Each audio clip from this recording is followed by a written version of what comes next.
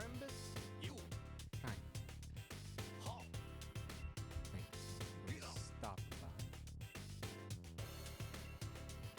I'm sorry I didn't do literally anything different for it. Howdy, Greg. Howdy, Anna. I'm loud. I'm quiet.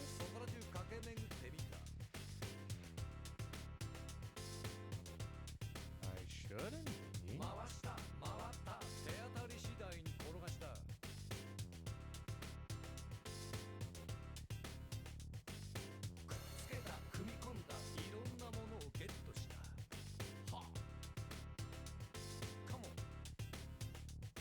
Is that any better?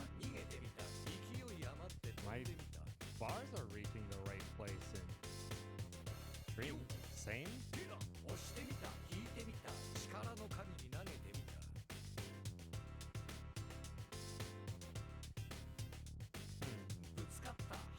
How about now?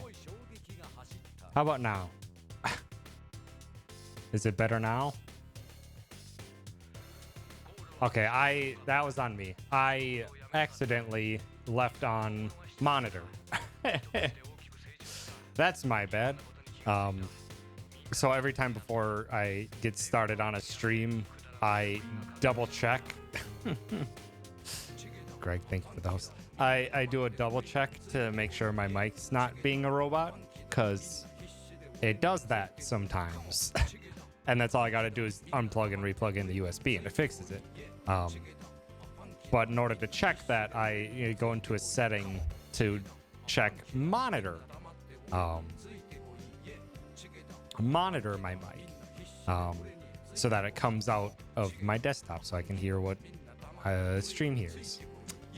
Got to turn that back off. So it was doing the volume reduction on my mic and then doing the volume reduction on desktop audio on top of it. So yeah, that would explain why I was very quiet. But welcome everyone. Merry Crimbits to all. I hope you had a good one, even though it's still going on. Feel free to share stories and acquired gifts and the like if you had anything fanciful occur.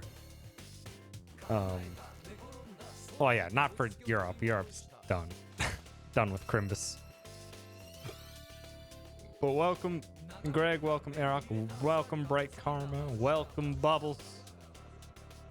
Welcome, Gamer. Thank you so much for being here on this Frimbus O'Drimbus. And an H to Nintendo as well. Thanks for stopping by.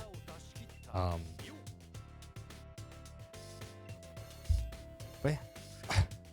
Hope you're having a good one. Mostly got money, I think, total around $600. Hot damn! Hot damn! Rolling in the big stuff. That's impressive. That is typically not what I get. Mostly just because I'm an adult now, and I tend to just buy myself the things that I want. So I tend not to even request anything from anyone. But money's is good, indeed.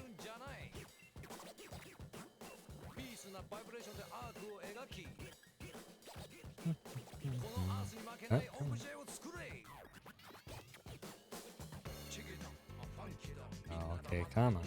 Please don't have that much leg. What did you spend your $50 card on? Got an iPhone 13 mini and an Apple Watch for my mom and very little for my dad's family because he neglected to tell them I was coming over. Which, it's fine. eShop funds for future use. Gotcha. Pandemic Legacy Season 1 board game, a few gift cards, and some lounge pants. Listen, it's also a good roll.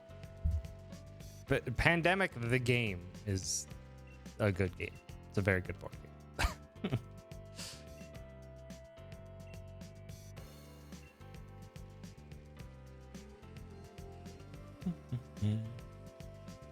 I didn't get much, mostly because I didn't ask for anything.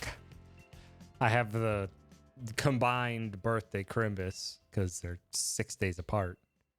But yeah, I don't really ask anything from anyone, mostly just because I also don't really get many other people gifts. Just because, like, I like to give a gift that wasn't something, hey, here's a list of things I want, get me one of these.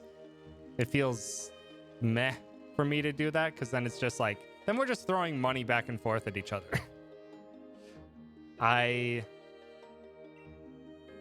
If I get someone a gift, I want to be like, I've made a large attempt to understand the things you enjoy, and I think you would appreciate it. Or I got this because it made me think of it. That's more the kind of thing that I try to aim for. But for the most part, the traditional people one would get gifts for, I don't talk to them very often. I don't talk to family or many people back from the hometown, so like I got stuff for the kids, for my nieces and nephew, but didn't really get anything for parents, brother or sister, just because I would have no idea what they would even want. And again, if you're just giving me a list of things to get, and we're all adults, and it's just like, why not just buy them ourselves?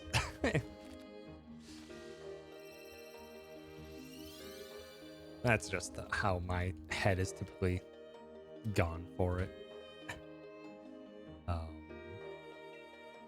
Ben 10 got Kakashi Banpresto figurine and a Mega Man figure that plays music when you connect the power.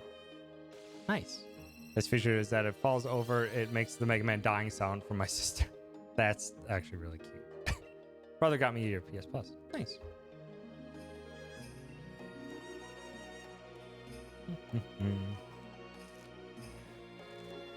Uncle Aunt basically found an envelope and stuffed money in it for me. My dad got me a phone case and some other stuff. Cousin got me his sweater.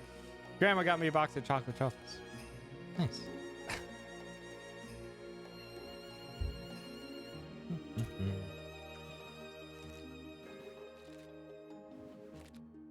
The sweater and the case weren't last minute.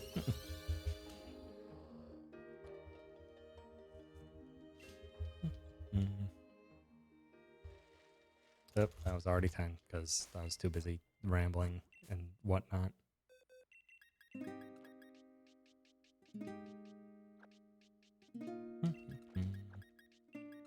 So yeah, I didn't get much in the way of gifts, which was perfectly fine by me. And at least the ones that I did get were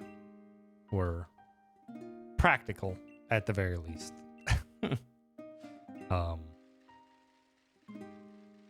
Like one is mug, just because at the very least, like, even though I don't talk about Pokemon that much, at the very least, their parents are just like, or not parents, but my sister is just like, when she thinks of video games and the stuff that I've gotten for her kids, it's just like, it's Pokemon stuff, so gets me a Pokemon related thing in return. I'm like, that's fine. And got me some coffee as well, because coffee. So thank you for the 50 bits, 50 Christmas bits. I appreciate it. A Merry Christmas to you as well. Heck, all video games are Pokemon, which is only slightly off from them being Pac-Man. Yep, this is a factually correct statement.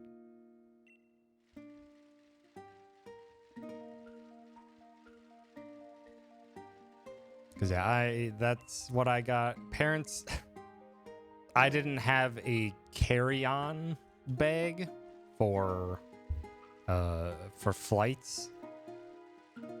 I just kind of, for the most part, on trips where I flew, I was either doing a check-in bag, a big one, or I was doing just my backpack. So parents got me an actual carry-on bag. And then they also got me some gift cards and stuff. Which 2 of the gift cards will take me a while to use all the way through. I didn't need that much money for a restaurant chain that I don't go to that often.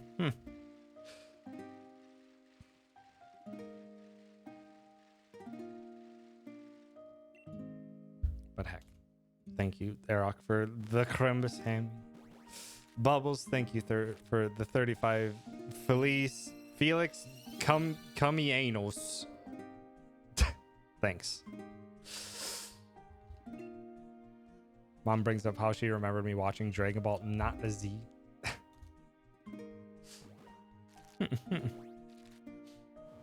Say they got you an Olive Garden gift card. No. It was Buffalo Wild Wings. Because back in the day, back in college and stuff, that was where me and a few of our friends from back home, basically, whenever I came home, we ended up going there. And because that's the only memory they really have of me with things that they can purchase gift cards for, is just like, that's what they get.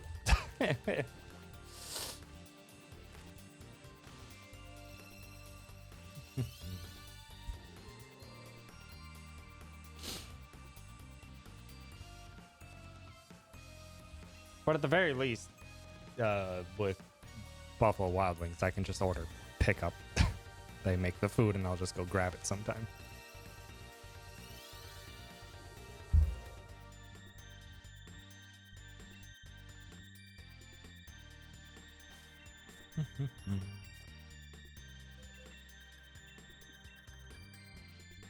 One of these moons will be shining, sure. On this special miss. I already can't speak and it's only 15 minutes into stream.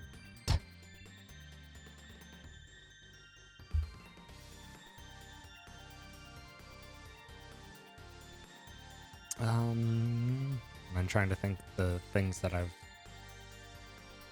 actually thought of to give to other people. Bought a couple Wii games for the brothers' kids. Got them Mario Kart Wii and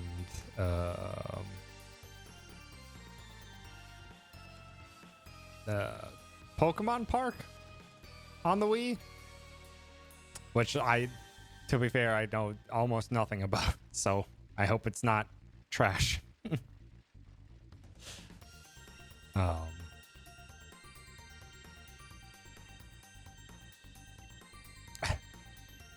Poke Park is fun, I think.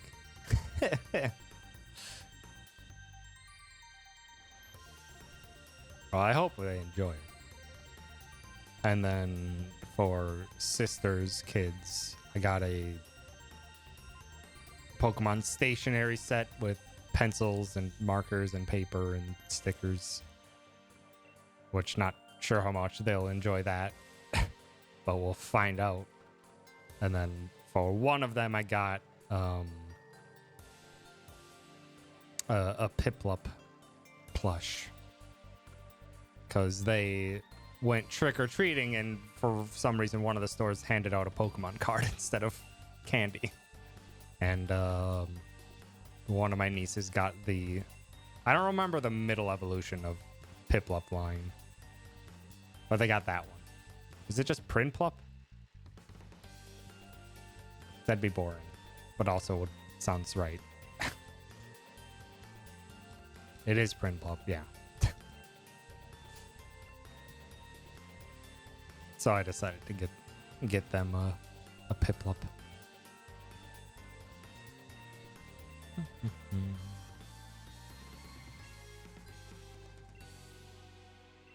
Why isn't it playing the moon sound effect for Mario Odyssey? Because I don't have a soundboard. And I don't feel like hitting that every time an egg hatches. Too many.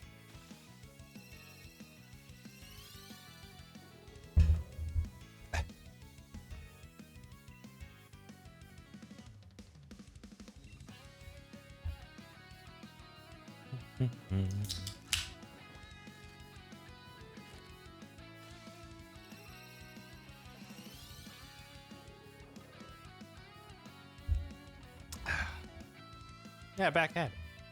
Howdy, Zach. Thanks for stopping by. Did Riza have presents? No, I didn't really get Riza a present. I kind of got her a general present. But it wasn't, like, it's not really for her, but kind of been trying to force it to be for her.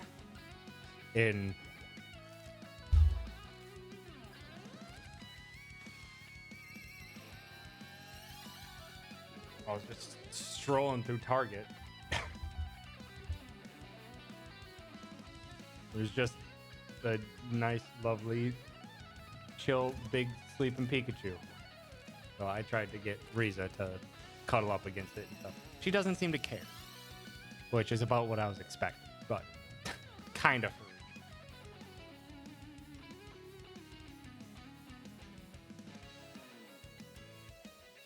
It's a very soft pillow, though, at least if I want to use it.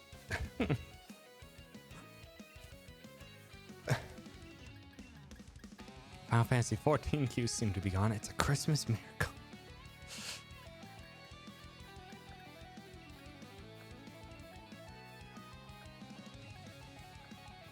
It only took, like, what? A month after Endwalker came out or something.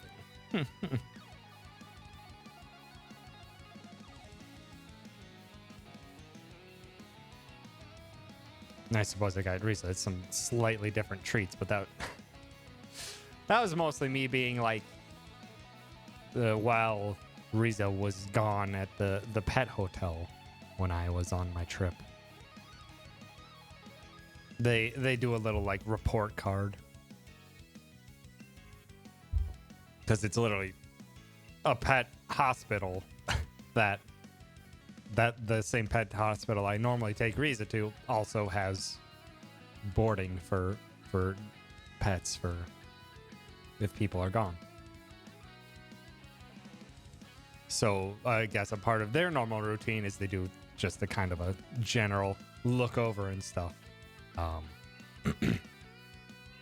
And like Riza's was in like completely good health all around, but then just had some being like, yeah, there's some plaque and maybe some minor gingivitis happening with Riza. It's just like, okay, I'll try to get Riza some slightly different dental stuff to see if it helps her out. If not, I might have to actually like get a doggy toothbrush and learn how to give her a toothbrush every now and again. Because I've just been giving her dentist sticks ever since I got her, basically. Which apparently those alone aren't quite enough. But I should at some point also get another toy or something for Riza, because a lot of the time Riza's just kind of sleeping. She'll play around with me every now and again, come say hi, and then she'll be very active for our walks and stuff. But for the most part, Riza's kind of really lazy.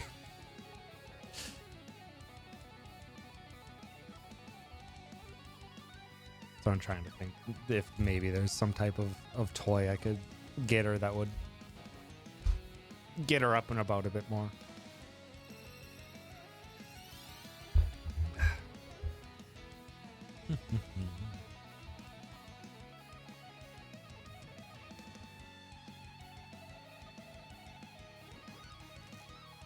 Also was brought up, I think, while I was playing Mario Party yesterday with Nal, Sauron, Meekin. But I never actually attempted to do anything with laser pointers with Riza, so maybe I should get a laser pointer.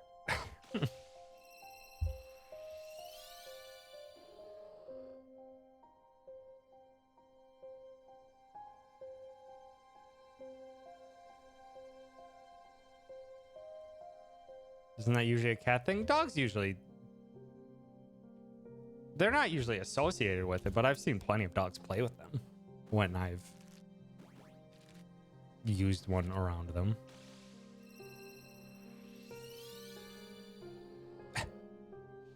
Also, Merry Christmas, Pup Time. Greg, I can find my own laser pointer. They're not exactly difficult to track down.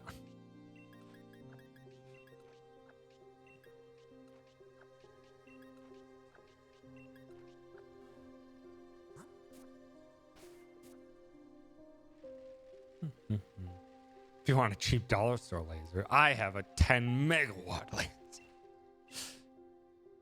Riza will see it from across space and time.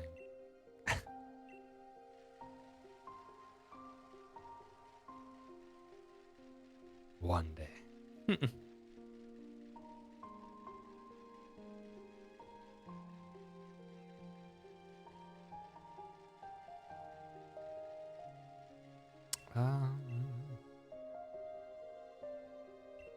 What else?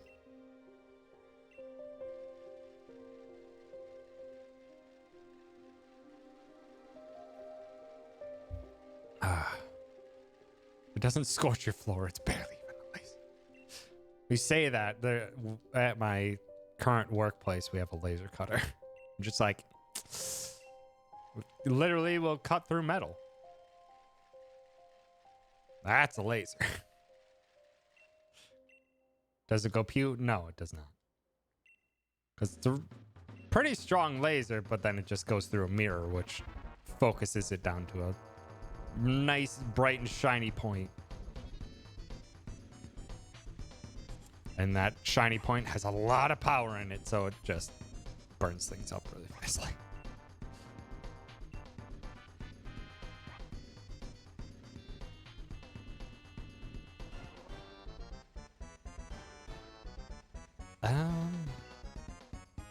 Oh, I suppose I could give a rundown of my trip last weekend, which was something.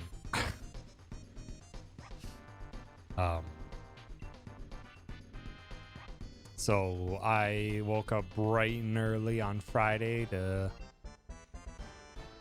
get to the airport, got to Chicago with ease. Then I had a long layover, so just kept myself busy with watching streams and reading a book and playing a game. But that airport, the flight that I was scheduled on was at the end where there were like 5 gates all in one corner, and there were way too many people for that small area, so maintaining distance was incredibly difficult. So I'm just like, there's a lot of space around here. I'm sure I can I'll be nearby enough to hear calls out for the flight. And the answer was no, I wasn't. Because either the speakers were bad with that gate, or they only have the speakers on above where the sign is for where you're supposed to sit. And conveniently, there were 2 flights going out from that 5-gate little ending at about the same time, and one was incredibly loud. So yeah, I missed the first flight. Because yeah, I heard Green Bay like very faintly in the background. I had headphones off, and I heard it very faintly in the background.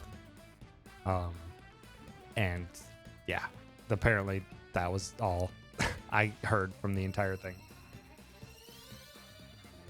So it got to like 15 minutes before boarding time, and I just walked over there. I'm just like, I aren't, or I didn't walk over there, but I like actually actively looked up, and I was just like, oh, it said boarding closed. I was like, well, fuck.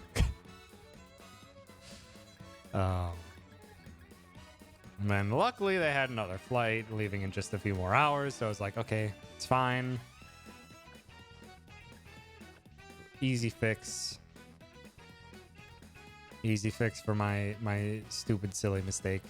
And then the flight that needed to come in for my flight got delayed a couple times. And then they tried to route it around to get to Chicago. And then it went to a different place. And then it got canceled there. So they had to bring in a different plane. And then they had to bring in... or the gate that we were planning on using, or that they were planning on using, needed to get used for a different flight. So then it delayed it even further. And then it got so late that the normal crew that was going to pilot and run the plane, their shift was done. So they had to bring in a spare crew as well. I was supposed to leave Chicago for Green Bay at like I want to say like 1 o'clock or something like that. I ended up not leaving Chicago until like 8. It was a long day of watching streams and stuff.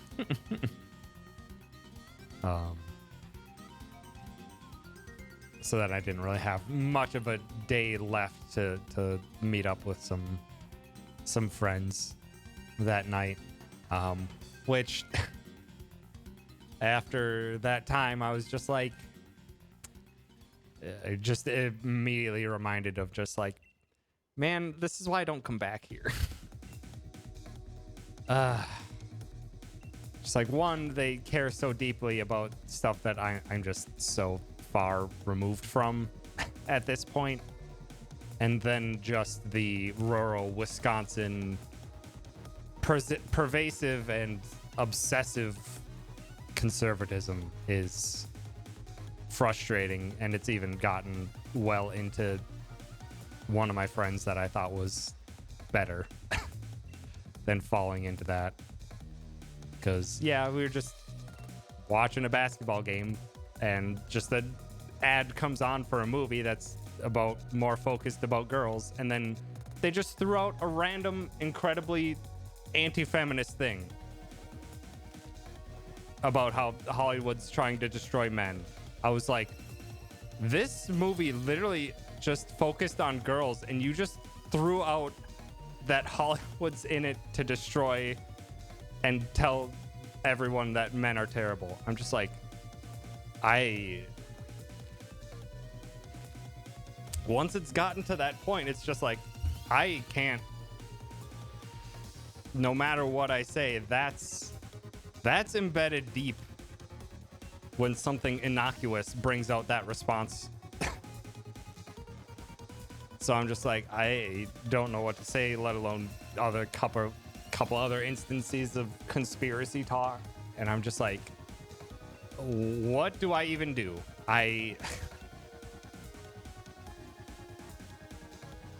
And on top of one of those friends groups not being in a great health situation anymore, because he's quite literally, he chews tobacco, he guts the tobacco, which is atrocious for your physical health, and then I don't think he consumes vegetables or fruits in the slightest, ever. And he's wondering why his physical health is shit. I'm just like, there's some very clear and obvious things that you could take a step towards right now that are well-known, prominent responses to improving your health. And he actively refuses. Fruits are out to destroy me. So yeah, that was an annoying night. And then after that happened, stuff with, I didn't really ever even want to interact with my family at all while I was back, because they're not quite that far, but they are along that same echelon. Or just like, I can't, what do I even say to you? Because it's not just you that thinks this, it's this entire surrounding that thinks this way. And me refuting with any amount of evidence and rationale will be instantly get shut down. It's so basically I just don't talk. And it's infuriating, and quite honestly we'll almost get to the point pretty soon where I will just have to just flat out say I'm not coming back anymore, because it's just not a good time for me anymore.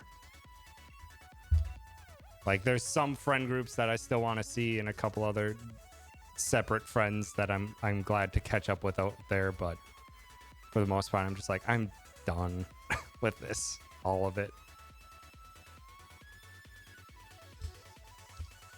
Luckily on Saturday, that was regrouping with a friend group that I do actually enjoy their company. So yeah, that the wedding was a good time. My friend who got married's name is Eric, and they had at the ceremony, they had one of their college professors that they're still close with present a speech. I don't know what the technical term is for it, but on multiple occasions the professor called my friend Erica because he wanted to say Eric, and that was some lovely times, and surely something that friend group will never let my friend live down. Because for the most part, we all called each other by last name, pretty much. So it's just like, oh, now we can finally call you by your first name, Erica.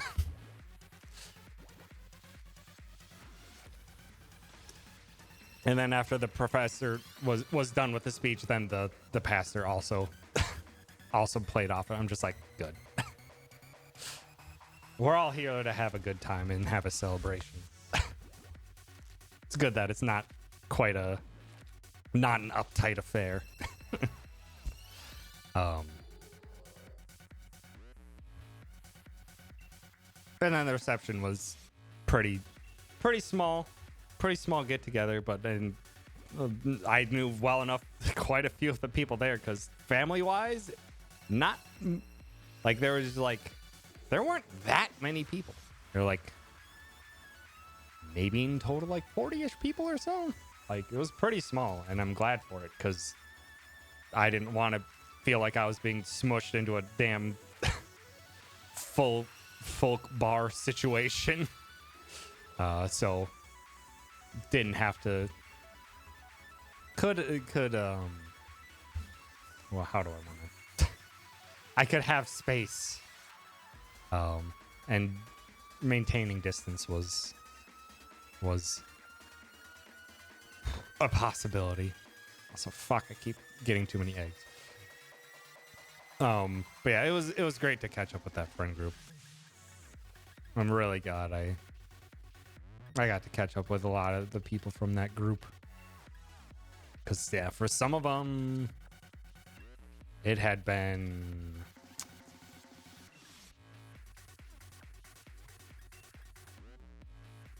how long would that have been? Like, for some of them, it was like 4 or 5 years since last I talked to them. So it was great catching up with that group. Had a good time at the wedding and the reception. Even if I was being my normal wallflower self. enjoying conversations and having a few drinks and chats here and there, but not venturing onto the dance floor at all, basically. So that was a good time, and then I got breakfast with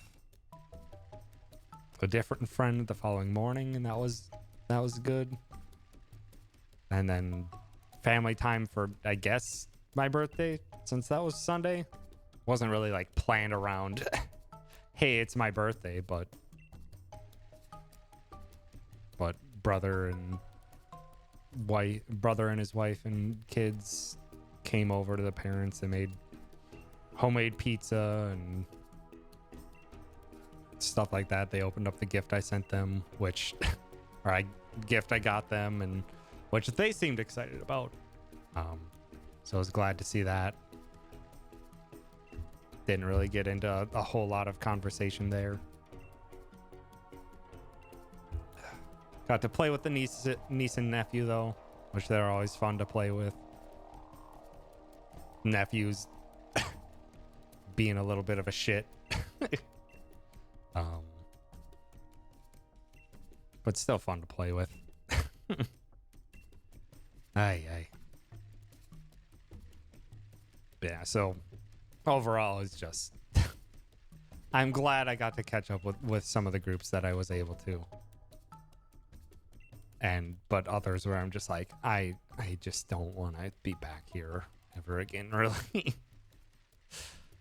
So kind of overall meh. Meh to negative.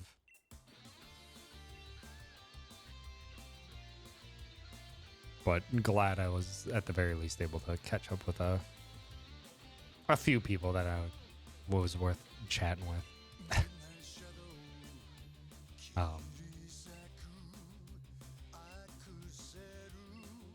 Talking about how we were job hunting and my aunt was like, why work? You have family month. Because I want to be a productive member of society.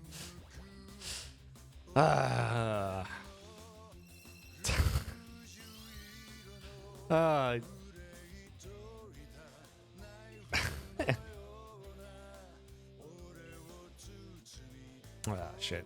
That was 442. I don't know. God damn it. I'm way getting caught up in thoughts that I'm getting way too many eggs.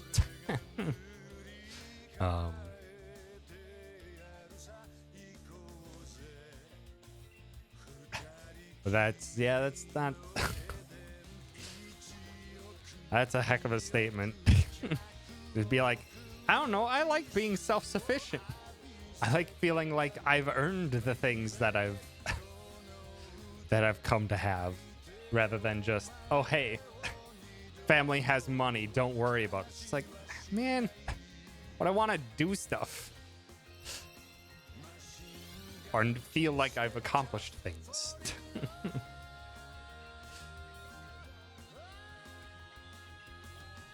You got 3 stars in 1 turn in Mario Party.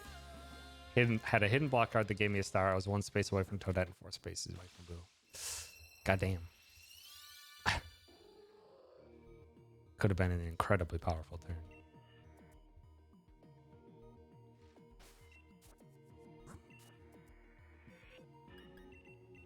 Oh my god, I have so many extra.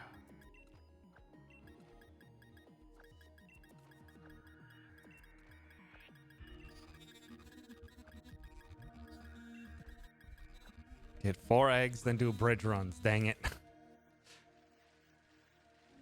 Just rolled too low. Thus is the whims of Mario Party. That was definitely one of the baffling things that not baffling, not why did I say one of the things? It's something not even tangentially related to tangentially related to just the rolling low. But man, in the new Mario Party, there are very few comeback mechanics. There are so many ways where you can get ahead and stay ahead. That was baffling to me. Those old boards were not designed with golden pipes in mind, where it just teleports you straight to the straight to the star. I think in our game, like, at least 8 different gold pipes were used. Just a stupid amount of just like, it doesn't matter what the star is. You don't have to play around that at all. Just, there you go. Here's your star. It was absurd. Only recently even been open to the idea of my dad helping me network. Didn't want to feel like I only got a job because my dad knows people. Did they have magic lamps? I don't remember. I played only one map, and I can only speak to the one game in which I've played from Mario Party Superstars. So what I'm speaking to is very specific to just one small experience. So I don't know the broader scheme of things. Also, we did play a 30-turn game, which was very long. I got too many eggs again, didn't I?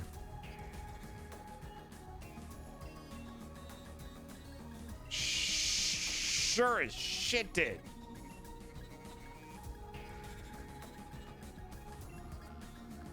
Three more eggs. Meekin's 9 stars seemed extreme. Yeah. And then Meekin got 2 of the bonus stars too. Ay. I thought the Wiggler was a spot on the board though. My knowledge of the N64 game, Mario Party, is rather sparse though.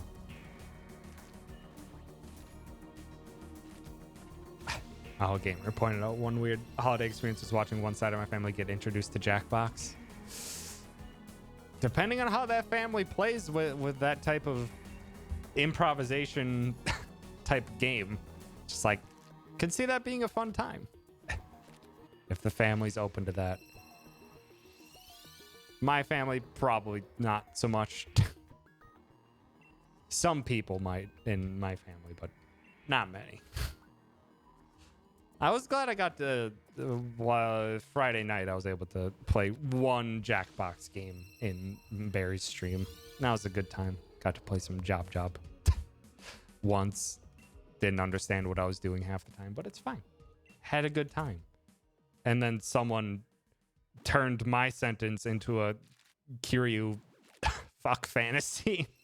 I'm just like, goddamn. The bastard used it against me. I was the opposing pair in that contest. And they used my damn statement against me, and they used it well. So it's like, I gave you all the fuel.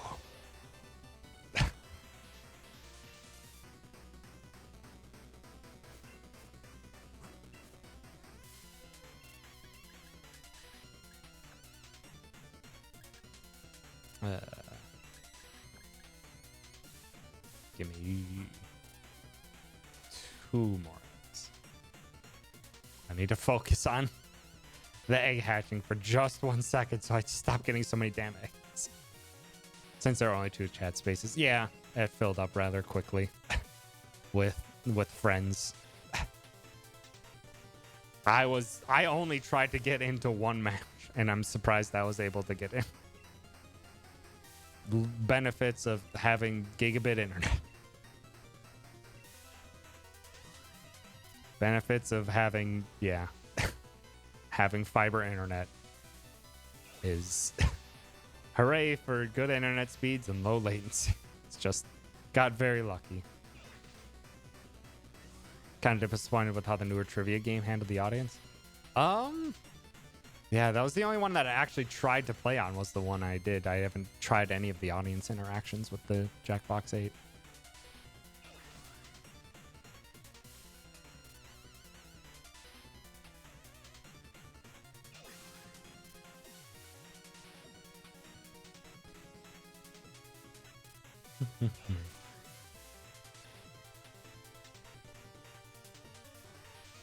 On your mom's shitty Wi-Fi. Yeah, latency might have been a larger problem there. Just had the audience vote on who they thought would win, as opposed to like Murder Party where the audience was a contestant. Yeah, that is strange. That is strange.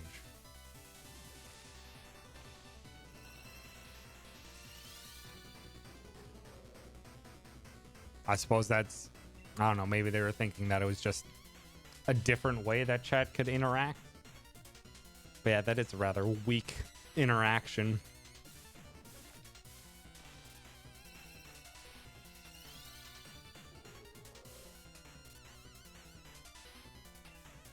Also, working Christmas feast was not as bad as I thought it would be. I would have been, yeah. I mean, you have like last minute gift purchasers, but for the most part, feels like a lot of people at this point have just gotten used to the fact like places are closed Christmas Eve and Christmas, so just don't try to get too much. That's what I did. I was just like, oh, Christmas is coming up. I'm just gonna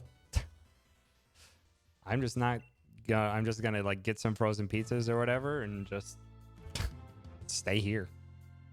Well, it also didn't help that I got my new PC and I spent literally all day prepping it.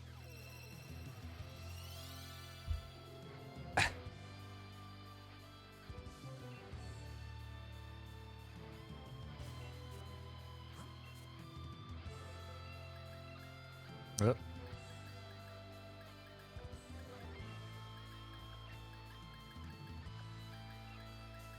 Oh, get this one. I like procrastinating too, but I don't procrastinate that much. If I have something in mind, at this point, I throw a bunch of stuff in my phone's calendar. Of just being like, this is a day where I'm usually free to do things. I'll set a reminder for my future self to go do this thing.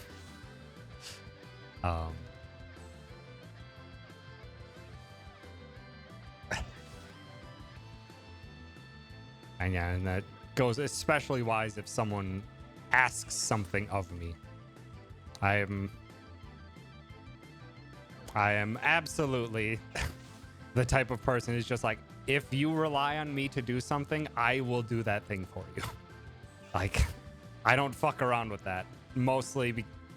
I guess mostly in part because many of the friend groups I existed in high school and not so much college, but mostly in like high school is just like, and then coming out of high school into living as an adult, it's just like, if I wasn't the one actively doing anything or actively setting stuff up or scheduling things, nothing would happen.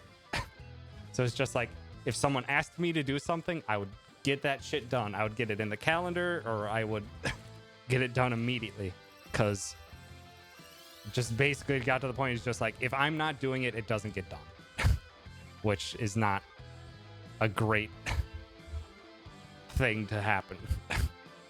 Just like, it feels nice when I feel like I can ask something of someone and have confidence that it will get done. Like, I try to be as patient as possible, but it got to a point where it's just like, I'm just doing everything on my own now. Because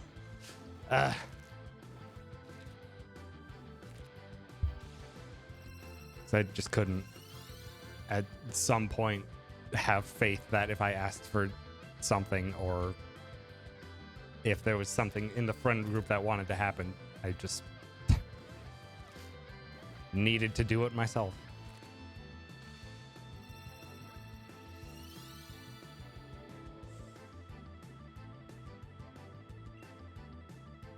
Also, sorry if I'm venting too much. It's just been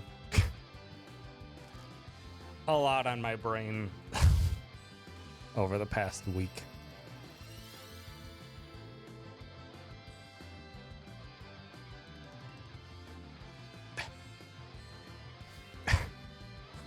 Now, you say pretty sus, and now that the only thing I can think of is someone made a... I don't know if it's full hentai, but someone made like a Sexy Among Us game that came out like earlier in December. Which is just Amogus, but anime waifus. Angie Tom is hot girl shit, or at least photorealistic hot girl shit. I don't know if that's a compliment or not.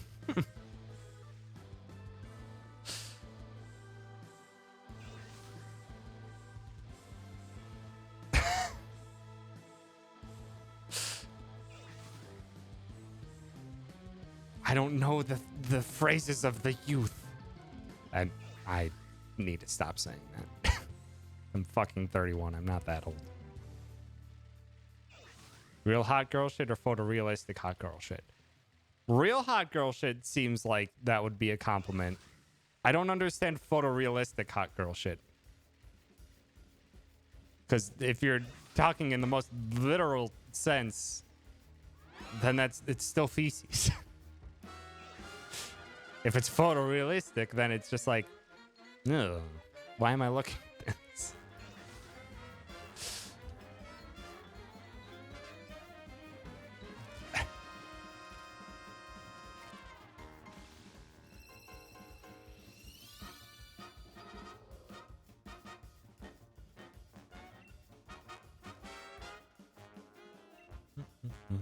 Boom, boom, boom. Boom, boom, boom.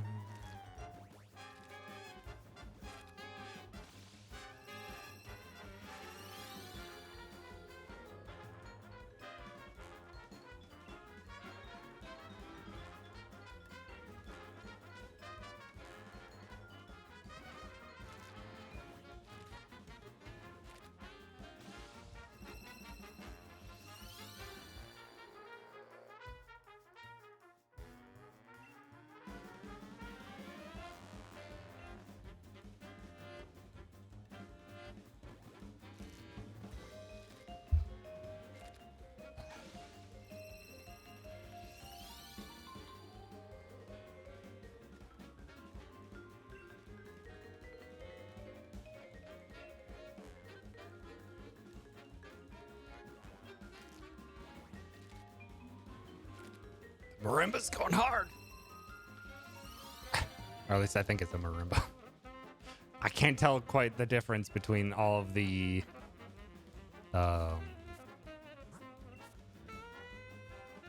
various what would you even call those?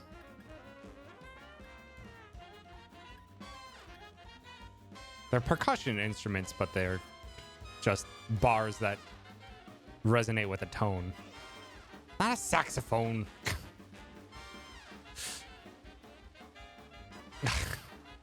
Meant marimba versus xylophone versus...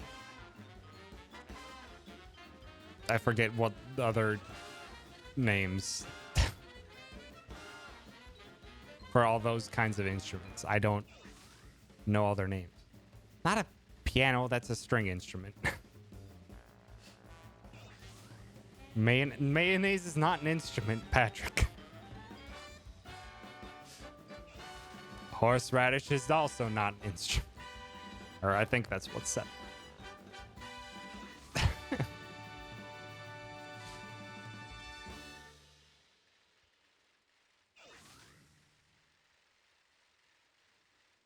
Piano technically is a string instrument or percussion because you are hitting the strings.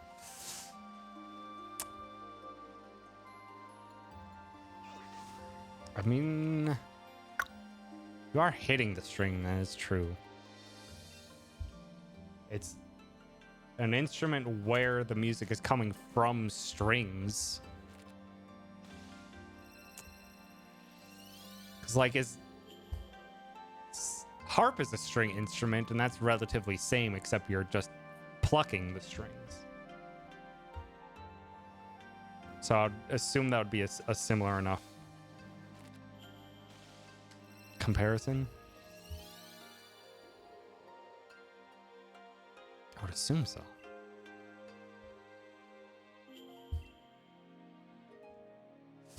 Also, come on, nice moon.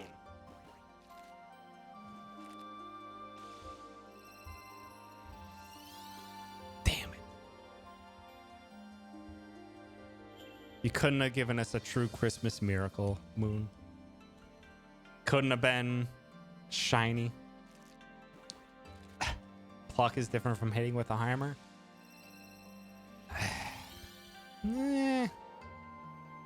Someone needs to go to Wikipedia.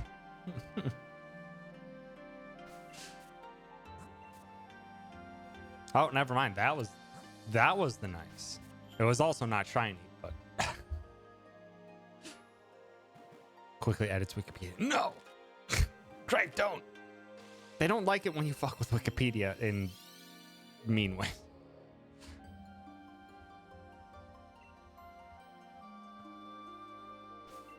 Mostly because people really try a lot. People really try a lot to make Wikipedia an actual resourceful place. Google says his piano is both. Damn. A percussive string. Which actually is honestly the most apt description I could describe a piano. Is a percussive string instrument.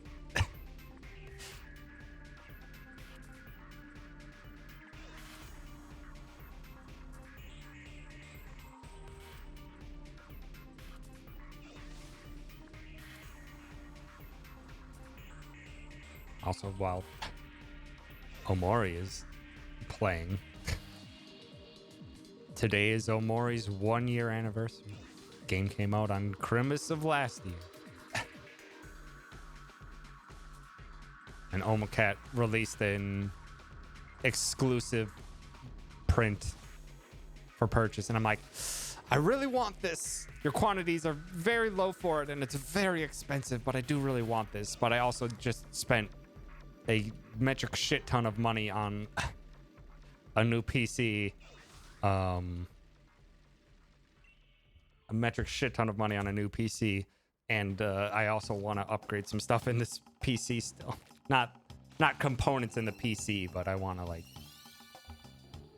get a couple other things, like maybe an upgraded webcam and some other stuff to just make things a little smoother. As well as now that I have this monitor, which is a 1440p monitor.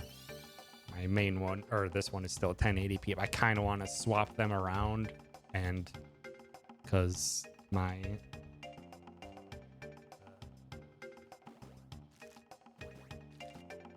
PC can run 1440p no problem, and 1440p is an option for, or I believe is an option for.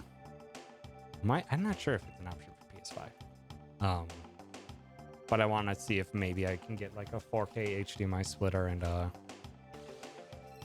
4K capture card. Even though it won't matter for stream, it will just allow me to play games on my monitors in a respective one. I probably shouldn't do that. That's not that important. It's kind of a waste, not a waste of money. It's future proofing, but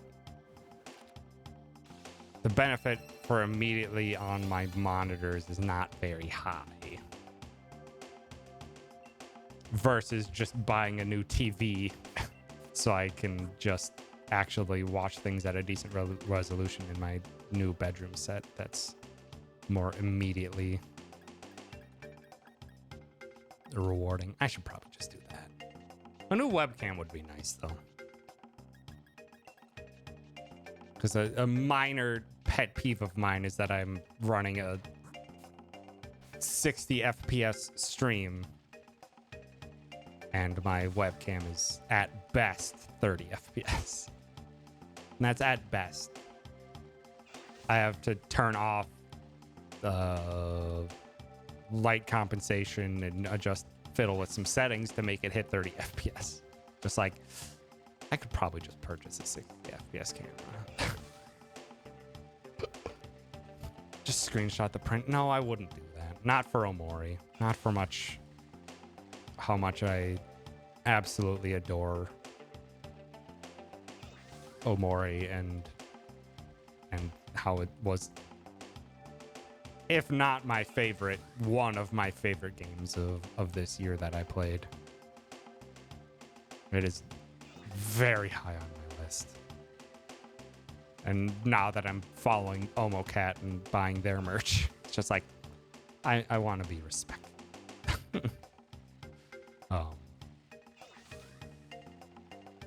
Metroid Dread, though. I thought Metroid Dread was fine. I enjoyed my playthrough of it. I didn't feel blown away or anything like that.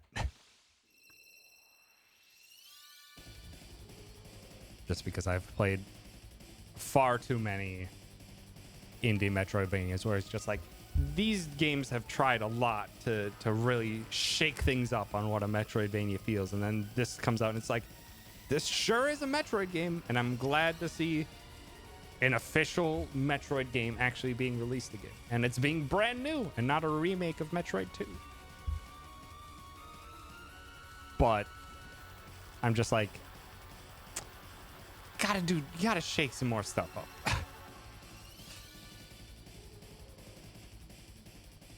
The world design just felt very, I've done this. I've done this before. That's what the world design felt to me, as well as world design that I've never played through a game and felt the developer's guiding hand at every step of the way, like I have with Metroid Dread.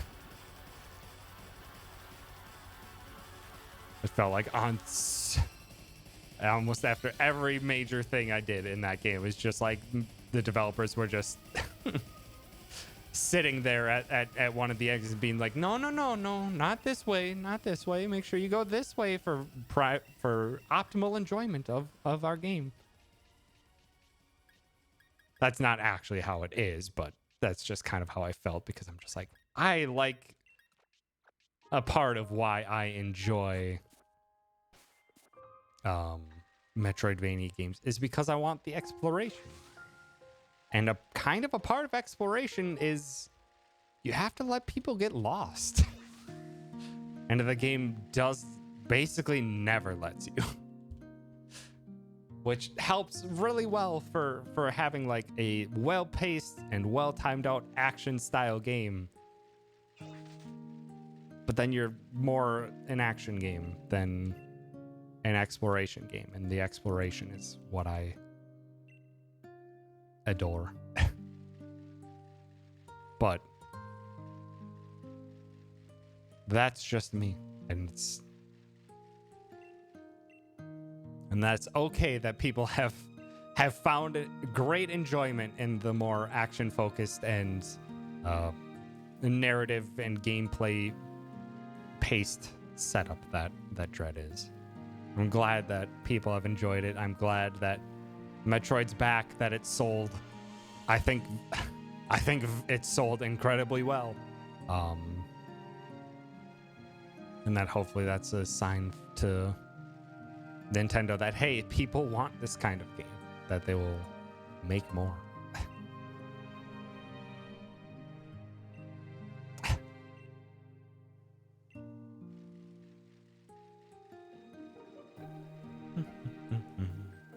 Oh, also I did see that it was Copper's affiliate anniversary today as well. Which is like, oh, that's nice. On Crims. Like Dread a lot, but the only part that made me feel a little bad was how many times they shut the door behind you. They did that a lot. They did a lot. I wanted to go backtracking after almost every upgrade and there were a bunch of times where the game said no. Yep. That's what infuriated me the most, where I'm just like, oh, I got this one ability. I know like at least like 7 different places where I needed that ability to either explore a new area or get a power up. I'm just like, I'm glad I'll take it out and do a little bit of exploring, because there's other abilities that I also got where I just didn't decide to backtrack for. I'm just like, I can make another route and through and just see what I can find. And the game is just like, no. Can't.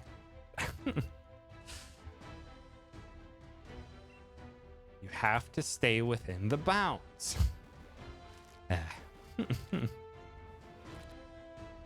Would have appreciated a more robust fast travel system a la Hollow Knight's. Yeah. Hollow Knight's travel system is relatively sparse, but there are ways that increase over time that are very useful.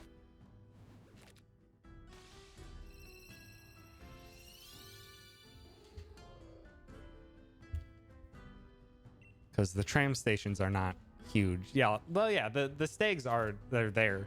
The fact that they're all interconnected, or not interconnected, but you can go to any stag station from others, versus Metroid Dread or Metroid games in general, just like, here's this massive interconnected world and you just have to keep figuring out your way around.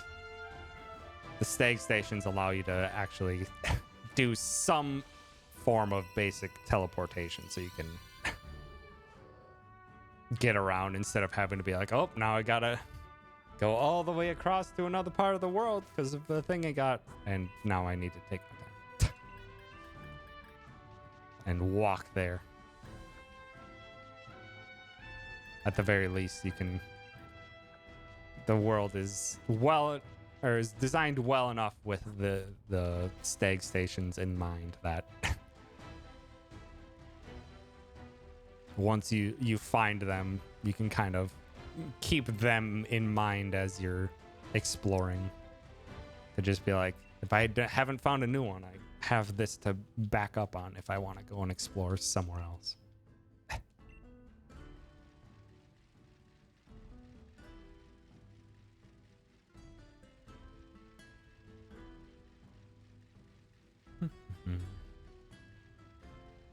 They did a fast travel type system in Samus Returns. Granted, the map for Metroid 2 was kind of bad.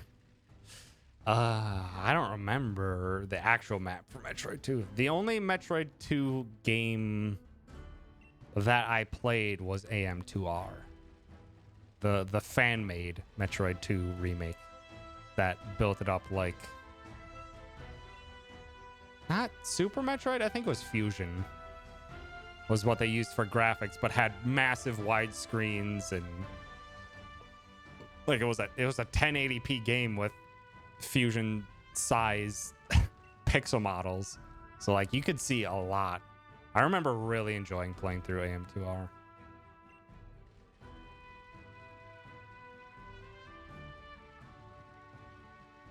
I think I still have it on this PC somewhere.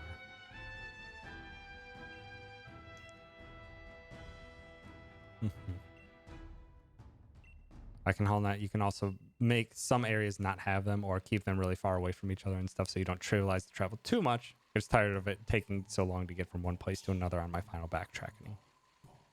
Yeah, that is fair. Which worked out.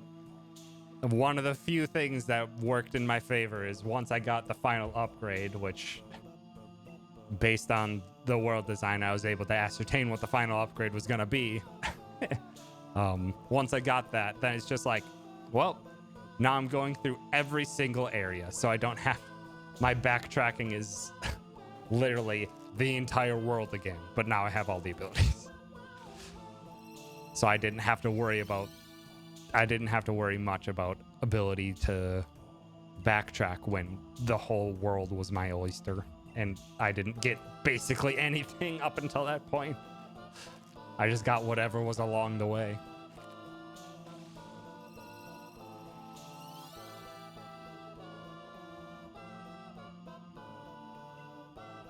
Versus if the game had allowed me to do more backtracking trips, then for sure I would have absolutely felt the lack of fast travel system.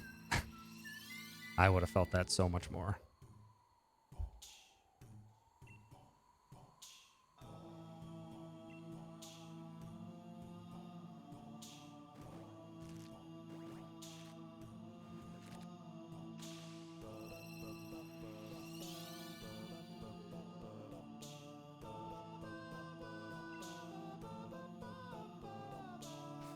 Yeah, I would have done more intermediate backtracks, but like the few times where I wanted to do backtracking, the game didn't let me, so I just said fuck you, and I'm not backtracking until I get the final upgrade. There probably were other opportunities where I was able to do some backtracking, just not enough times where I was not able to when I wanted to. Just made me be, nope, I'm just gonna get everything then.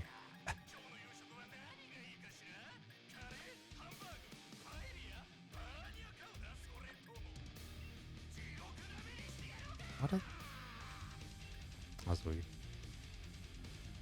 Also, today is Yakuza Karaoke Day, apparently. Which I'm for.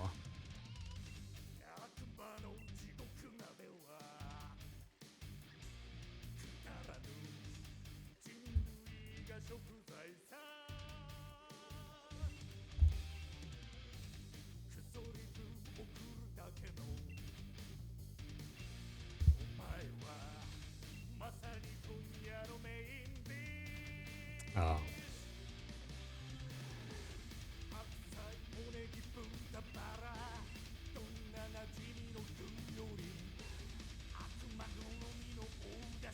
but yeah, that was.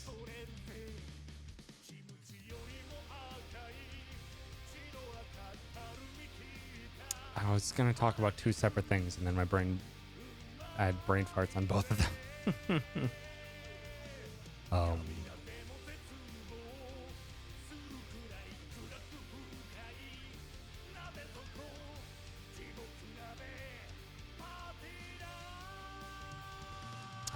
oh, one thing, because I've basically spent a large portion of the past month just like getting myself a bunch of smaller things and upgraded things with like new PC and stuff like that. Basically, I think I'm gonna try for like probably like a month of smaller improvements, and then probably get like new couch in like 3 months or so, and then after that point probably just go into a phase of saving again, because I've been able to, lucky that I've been in the financial position I've been in, that I can make these upgrades that have been long overdue. As well as tack on my usual beginning of the year purchases, which once the new year hits, I'm gonna have to do my usual music search, go through the majority of my artists that I have music for on iTunes, and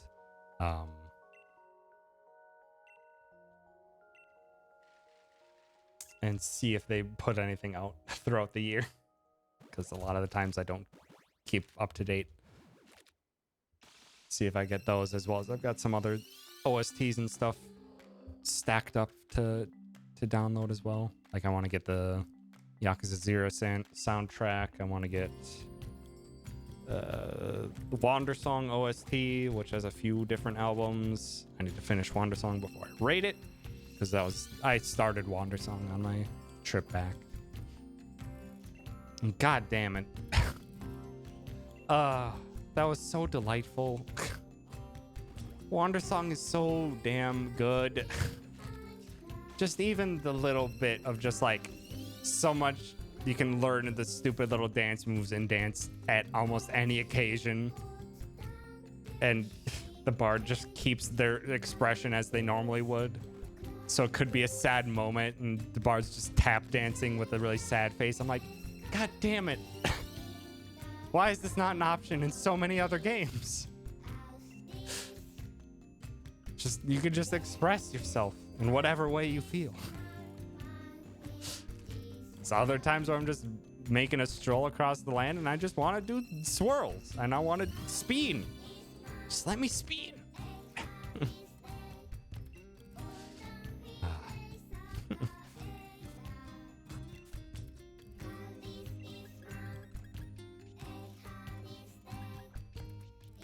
Oh, there's still more empty spots.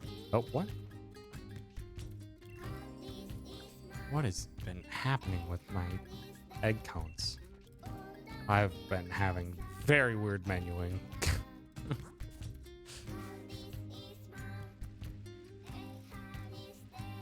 Oh.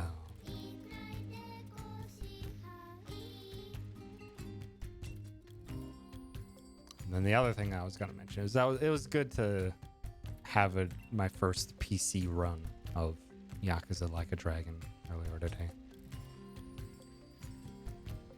I'm glad I finally have some sort of a comparison point, even though the run was fantastic in some parts and absolutely atrocious in others. I was able to test out some stuff during the run where the majority of what I tested, I was just like, I'm fairly confident that the change I was doing was making a time or was reducing the time. So I'm gonna keep the majority of what I tested for future runs, and probably get back into, well, not get back into, that's basically what it's been, is that like every weekend doing a run and doing some testing here and there.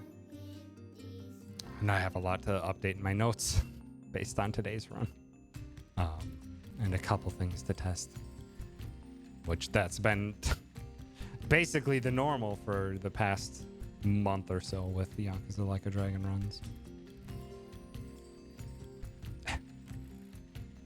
Yakuza Like a Drag Queen.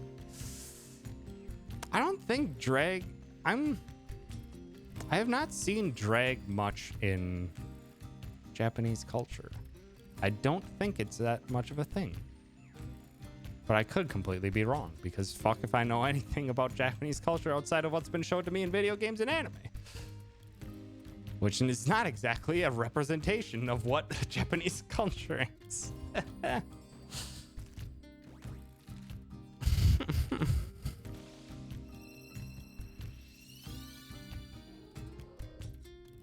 A lot of TV personalities do drag.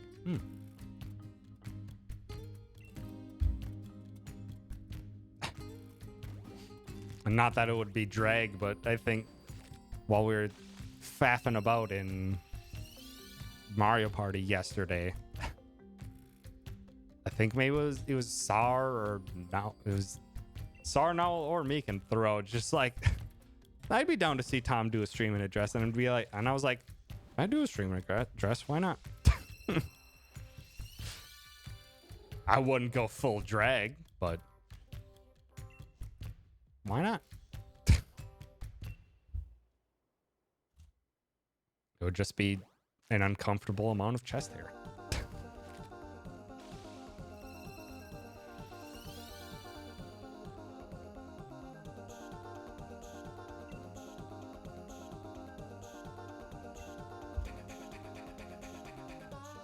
Number 500.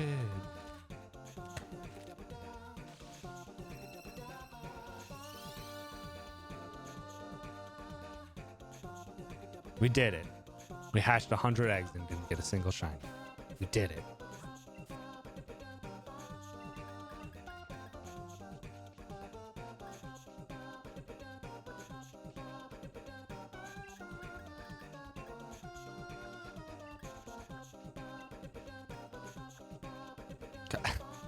Greg, what do you mean another 170 to go? Why is 670 an important number? Or 270 an important number? Because that's how many we would have had to hatch in today's stream. That's your guess. When did... I don't even remember when you made a guess. Maybe it was last time I did a shiny hunt, and I've already forgotten everything from that stream. Just now. Oh. Howdy, Twitching Hearts. Thanks for stopping by. A happy Honda Days to you as well. I hope you're having a Merry Civic, miss. It's the only type of Honda vehicle that I know off the top of my head because it's the vehicle I have.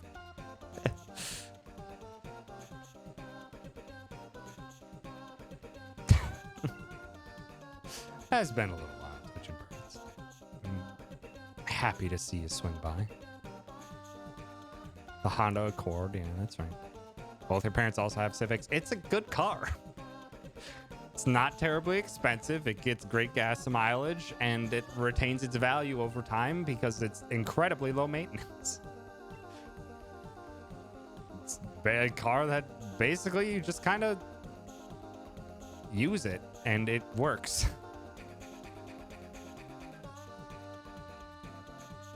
And I'm glad for that because I've already driven almost 135,000 miles on my freaking Honda Civic, and it's still going pretty much just as good as when I got it. Not that much that I've had to fix. I've had to replace tires and replace brake pads, but other than that, it's just kept working. It didn't work well in the freezing cold a couple days, but I mean, it worked once I brought my battery from my car to inside my place to let it thaw. God, because those days were so fucking cold. It was like -20 or some shit. Just like, yep, card just is not starting. That battery is too cold.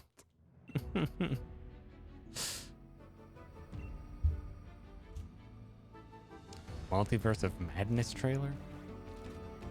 I have not. I don't even know what that is. Oh.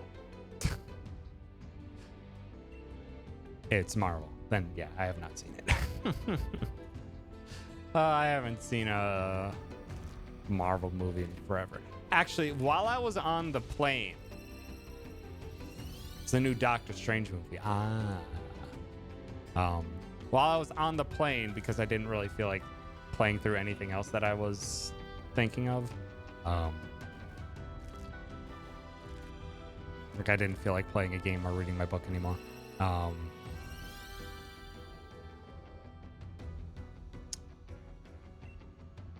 I watched the first half of Shang-Chi and Ten Rings, I think it was.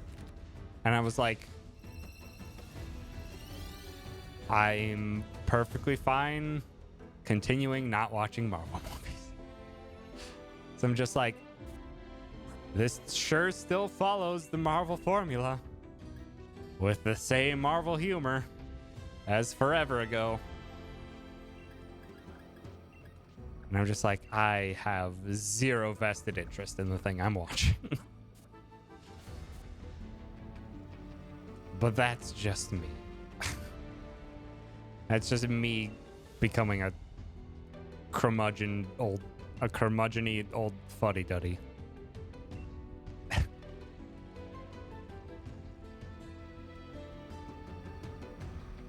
And what is quite possible that I just picked the wrong movie. But it was the one that was available on the flight.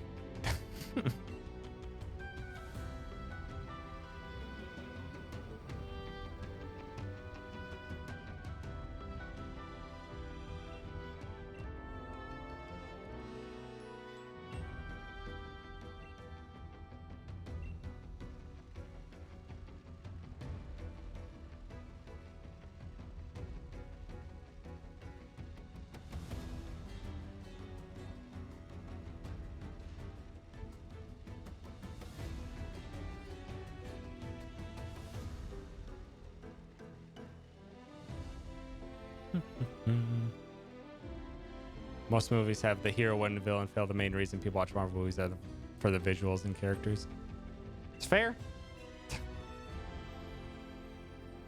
That's fair. It's not why I watch movies, but that's fair. If people care greatly about the characters and the visuals, more on them. I won't stop people from liking them. It's just I've stopped caring about those being the focus in something I enjoy. It's just been how the way I've enjoyed things has become over time, where I feel like I want to get something more out of the things that I watch. And with the movies, I have just not gotten that whenever I've tried over the past 5 years. And to be fair, I've tried very sparsely. Over the past 5 years, I've probably seen a total of like 4 movies. So it is very highly likely that if I watched other movies than the ones I watched, I would have a different opinion.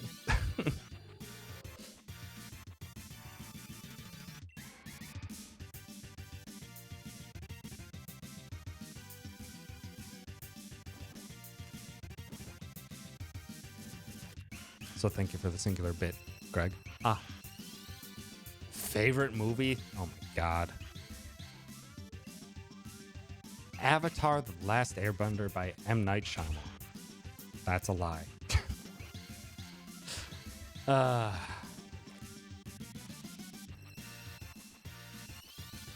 remember loving the hell out of the Dark Knight trilogy when that was being released. Not sure what I think of it now because I haven't seen it in forever.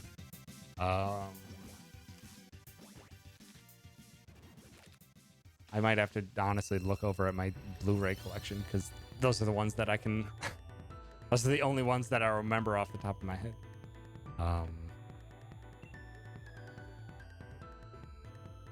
Watchmen.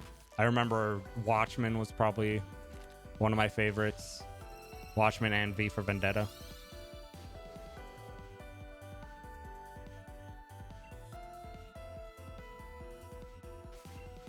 I'm trying to think, like, what's a movie that I will see if it's on. Like, if for something, I don't know. I don't even know if the comedy would hold up in something like in high school. My kind of humor was absolutely Anchorman and Anchorman, Dodgeball, those type of movies. I'm not sure I would enjoy them as much nowadays, but they were absolutely my kind of humor back in the day. That's why comedies I'm reticent to be like, I really like this movie, because I'm just like, man, I've changed a lot since those movies have come out. And one of the things that's changed a lot is my sense of humor. Yeah, Watchmen and V for Vendetta are ones that stand out to me as ones that I probably can go back to and still really enjoy.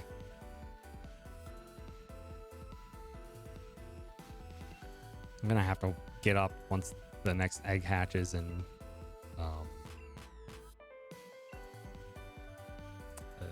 look at the Blu-ray collection that hasn't been updated in 8 years. Just to be like, what movies are even here? I don't think I've ever fully seen Airplane.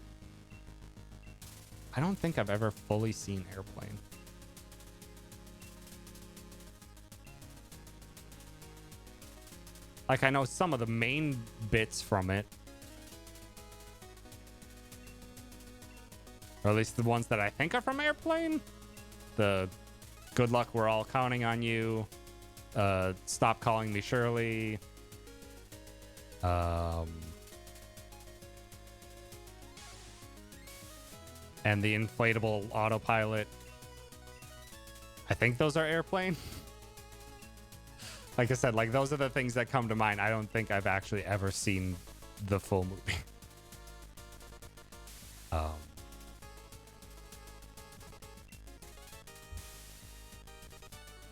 What are the other ones?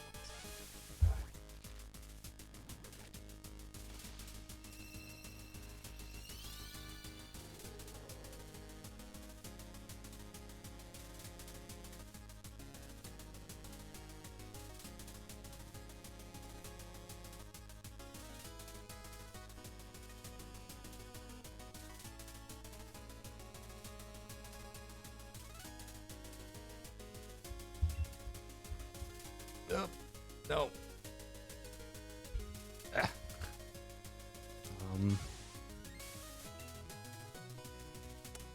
Another one that I saw there, because at some point I think I was in an Edward Norton phase.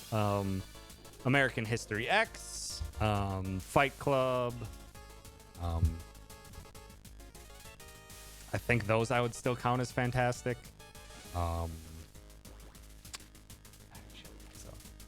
Like, I really loved the Sherlock Holmes movies with Robert Downey Jr. I'm not sure how much I would enjoy them now, but I remember I enjoyed the hell out of them when they came out.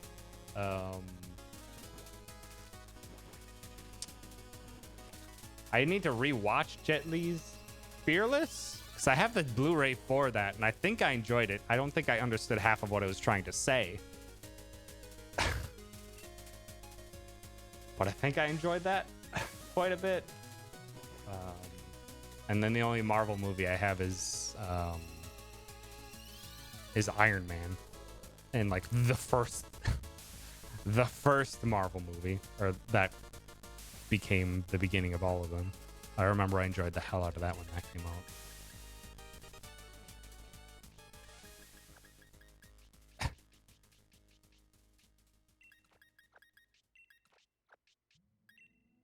Also, hi, Nikki. Thanks for stopping by. Oh. I was just like, I didn't have that many eggs. It's fine.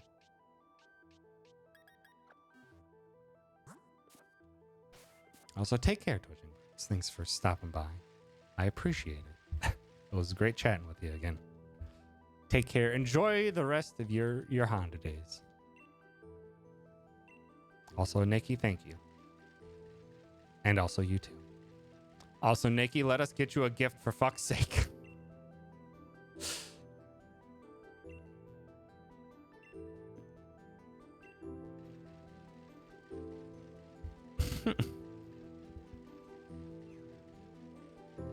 Yeah, I believe Hulk is technically the first of what's now the canonical, quote unquote, Marvel movies. So I think that was retroactively done so. I think Iron Man was the beginning of what was going to become the chain of Marvel movies. That would all be in canon, I think. Heck if I really know.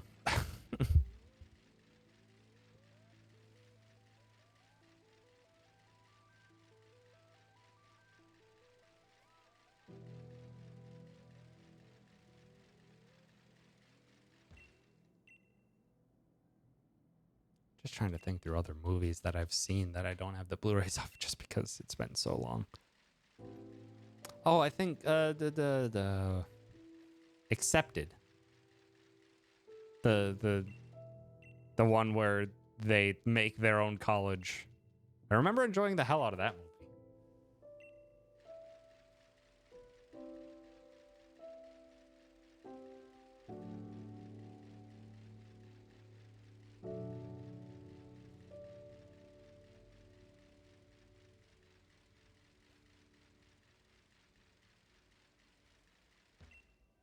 Asking me about my wiener comes from. Yep.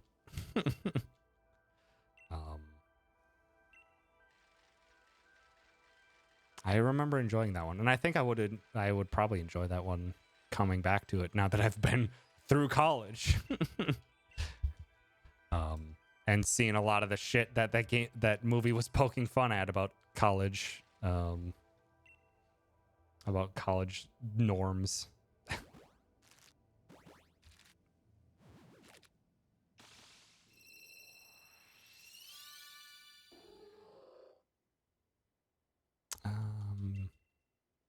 I liked Into the Spider-Verse a lot. But that was mostly on a graphical level. Because, goddamn, graphically speaking, it's phenomenal. Story-wise, I was just like, I'll give it or take it. Didn't really hit me or touch me in any manner, but I was just like, I was here for the visual treat mostly, so I got what I wanted. Gave you a headache? That's fair. It is a very jarring visual style. A visual style that changes. So, yeah, it's very fair that it could give someone headaches. The climatic sequence was literally seizure-inducing. Yeah. Sure were a lot of bright flashing lights.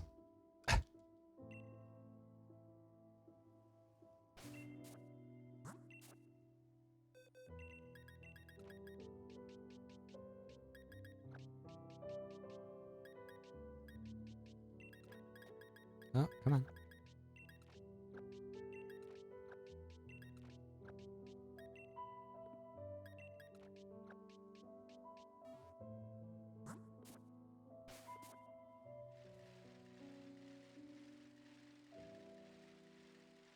What else have I seen?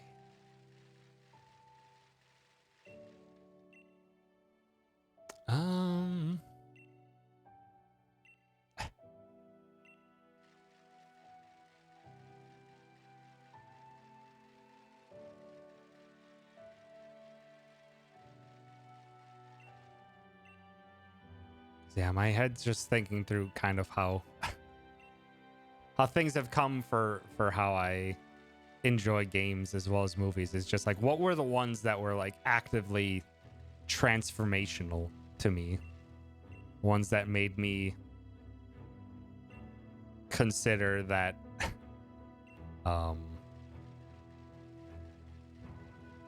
that movies or video games could be something more.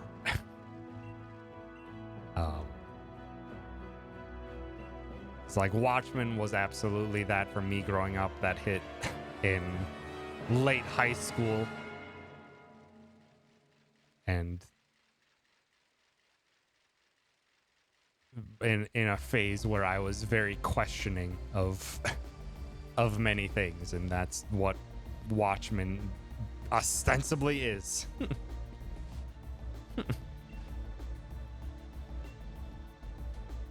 A great exploration of heroes and heroism and many different things.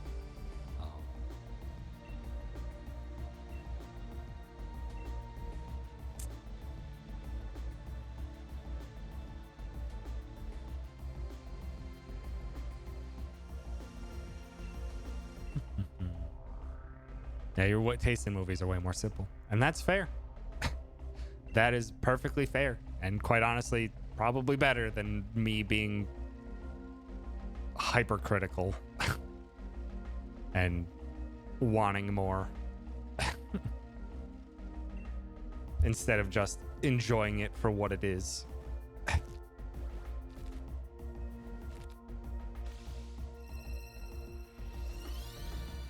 Especially with the low frame, just kind of hit me wrong in the eye brain. That's fair. It took me a while to get used to the low frame rate. But once I was in it, I was like, okay, eyes have adjusted. I can handle it now. But yeah, it took a while, and I can imagine it being more abrasive on the eye brain for some. Because like in even just looking back at Final Fantasy 9,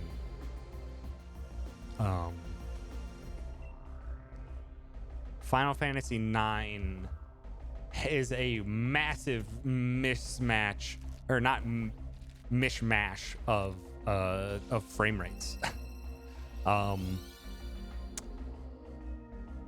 The majority of the character animations in Final Fantasy 9 are 15 frames per second.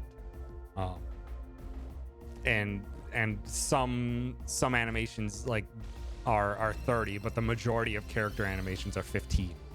But then the menus and stuff are all 60 FPS. Once you actually start paying attention and looking closer at it, it's just like it. You really notice it. But if you're just playing through the game, it just seems off-putting for a while. But then once you get acclimated, yeah, figure it out. Or not figure it out, but you're there. Brain stops caring eventually. Does it hype me up? Does it have characters I at least somewhat understand? Are the plot holes between small and non-existent? It satisfies all three of these things. I'm probably pretty happy. The variants are more nuanced than that, but not too much, to be honest. That's fair. That is perfectly fair. I think one problem with me in movies is that I want something different, and I want something to be not exactly what I predict it to be. Which my predictions are just based on other things that I've seen, so basically just boils down to, is it different? Is it trying something new? Is it shining or presenting these characters in a different manner that maybe I haven't seen? That's kind of the main thing I look at, and it's difficult to do that because inherently that is a narrowing that is a narrowing field of vision always.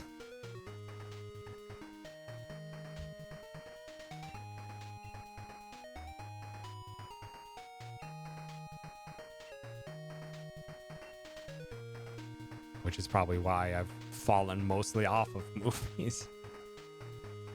Because it feels like I've gotten most of what I wanted to take from them. There hasn't been much that's brought me back to be like, oh, this was actually really good.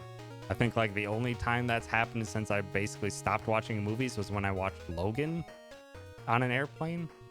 So I really enjoyed Logan for the most part, as far as I remember. And now at this point, I remember very little because it was like 5 years ago or 4 years ago that I saw it.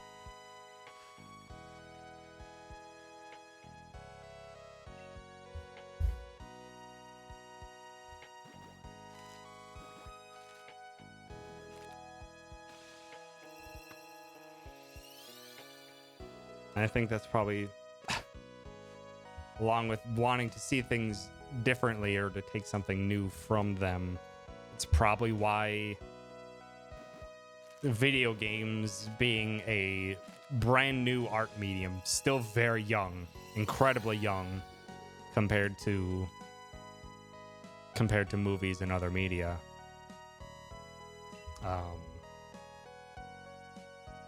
And anime being a completely different culture than the one that I've grown up in, and a different way of seeing things entirely. That I think those are the reasons why I've more or less gravitated to those. Just because especially with video games, I have this massive wealth of knowledge of all these games that I've played and how they build on designs of the past and stuff like that, and how they're still finding new and interesting ways to present things, to interpret how we interact with games and stuff like that. It's probably why also indie games are way more where the majority of my focus is.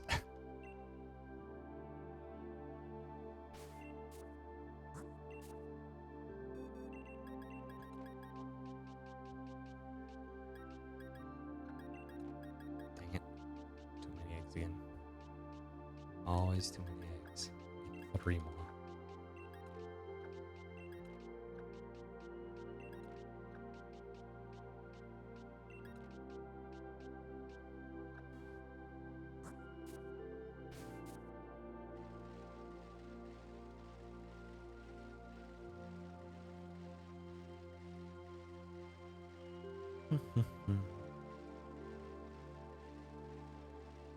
And I think probably if I was more in depth with the music scene, I'm sure I would find a lot that I would enjoy there as well. Because it's actually quite baffling how there's still completely new ways or many different types of music that I still have not been introduced to.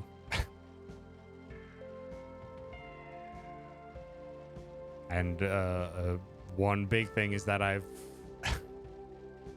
because I've left the majority of Wisconsin and stuff like that behind, is just like me not listening to the radio and listening to soundtracks and stuff has exposed me to so many different types of genres of music that I wouldn't have ever even been aware of if I had stuck to what was already there. Like, I still go back to Wisconsin and it's still mostly the same songs. Everyone's still listening to the 60s to 90s rock and pop. That's still the majority of what they listen to. I'm just like, there's been so much since then. And heck, there's even more stuff that I'm going to be getting into next year, because along with my yearly, fuck, I have too many eggs again, don't I? Sure do. along with my yearly artist follow-up, I was also paying attention to not a few people, just like the Spotify recaps and stuff that people have been posting when that came out. And an artist that Bath was screaming about, an artist called Hello Meteor. I checked out their stuff. I'm just like, this is very lo-fi synthwave type of stuff that I haven't actively delved into, but obviously has been much my type from many of the songs on this playlist. Now I'm basically gonna get their entire discography because I'm just like, I listened to quite a few tracks from what I was browsing through, and they have a fuck ton of tracks. And like all of these, I'm just like, they're all distinct, but they are all like lo-fi and vibing in their own unique way, and it was really impressive to me. And I'm just like, I just need to get all their stuff and listen to it. I guess the only other similar one that's happened with like a not contemporary artist, but like not following a video game composer. I guess the only other one from that would be like Porter Robinson, because I listened to, obviously back in the day when he released Shelter with that animated music video, that was phenomenal. But I hadn't actually listened to any of his other stuff, and then I looked that up, and I'm just like, oh, this is very much up my alley.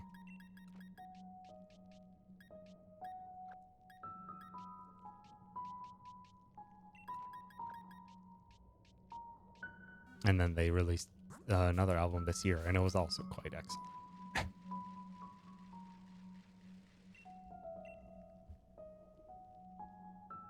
Okay, that gets me to the multiple of 5 eggs. We're out of here. Bridge room. Had your Game Boy Adaptive GameCube running? Hell yeah. Nice, gamer. That's something that I had wanted to get for a while. As well as back in the day, I was really thinking of getting some way to capture SD consoles.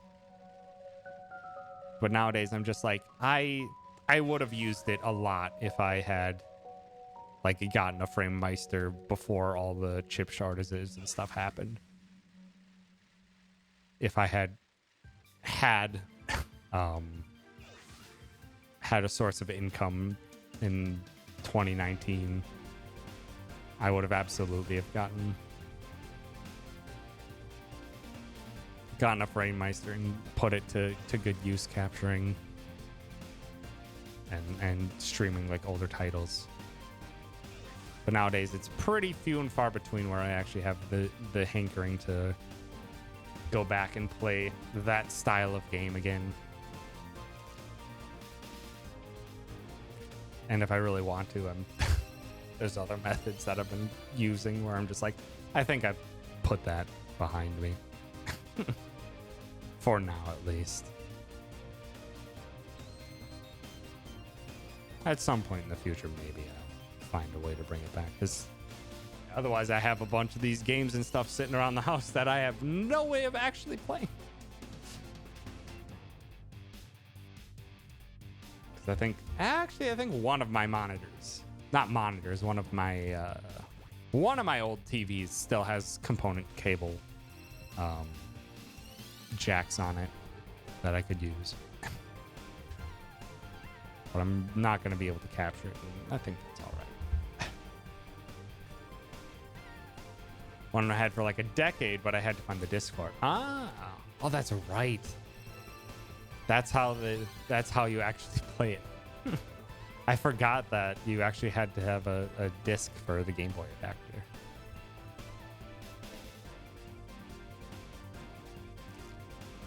Yeah, I think in the list of games that I'm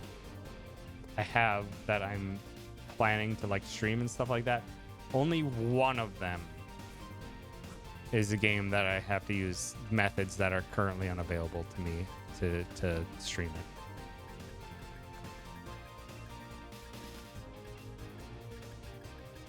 Because I have other PS1 JRPGs that I want to try, but there's one that I'm interested in that is not easy to find and is not available on like Sony PlayStation 1 Classics or anything. So I'm gonna have to figure something out for that one. Other than that, like all the other games that I have on there are ones that I'm already actively interested in.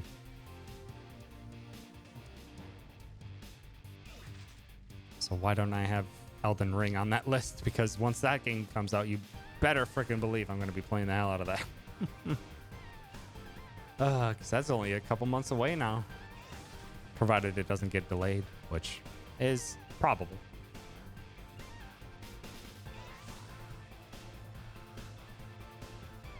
And it's okay if it does, because there's plenty already that I want to get around to.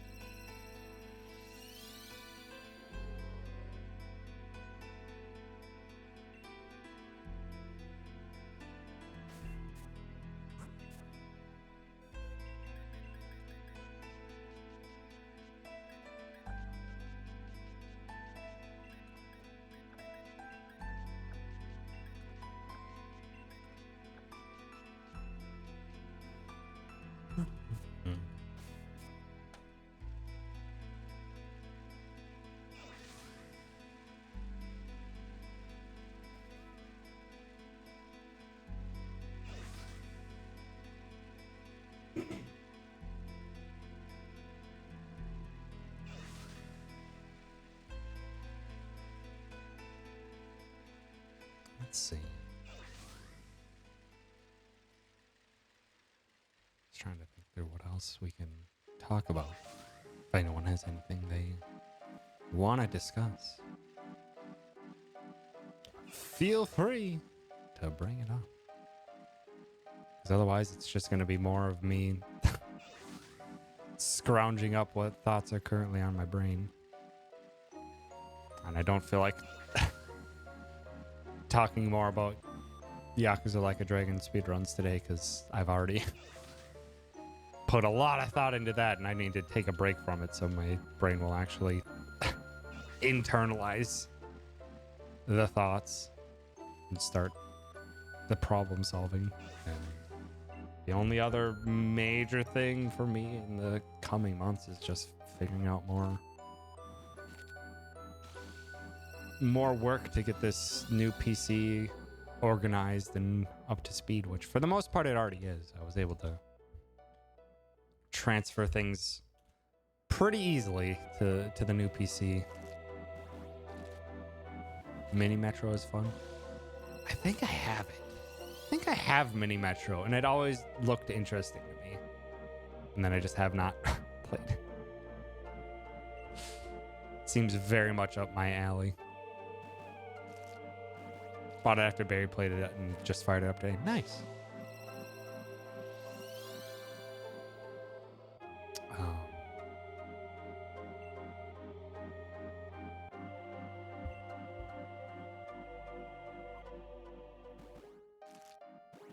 Trying to think. So yeah, I took out the two main things for my old PC. I took out the hard drive because it was a 2 terabyte hard drive, so I didn't want to just let that data sit there. The only other drive in that PC was like a 120 gig SSD card, which was basically just almost all filled with just basic boot up stuff. So I basically never actually used that C drive for much of anything. So that can stay in there. In the process of getting cables out for in the process of getting cables out to hook up the hard drive, which turns out it came with an additional hard drive cable, and I didn't find that until after I tore the hard drive out. Or I tore apart the PC to get that cable loosened up. It was really dug in there. I accidentally destroyed one of the video ports of my old PC. Luckily, it's the old PC. But in order to get to one of the cable I was trying to get to, I needed to take out the one of the graphics cards. And it wouldn't release the graphics card. So eventually I tried too hard to pull it out, and I pulled the connector with it. It still has enough space to use one video card, just not 2 anymore, which is fine. It will still function. Just it's a little worse for wear now. But I've taken the majority of what I needed out of there. I couldn't use the RAM from it because all the RAM slots on my new PC are all taken up already. I could have technically taken one of those graphics cards and popped it into this PC. Just to like get a little extra oomph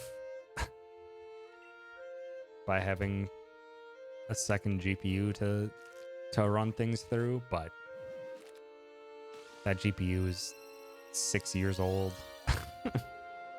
Almost 7 years old. I think I'm fine with just leaving it in that PC. I think the 3070 should more than suffice now that I actually freaking have one. It's just never enough storage. This is true. It's very much true for me because I have VOD archives up the wazoo that I need to figure out how to do something with.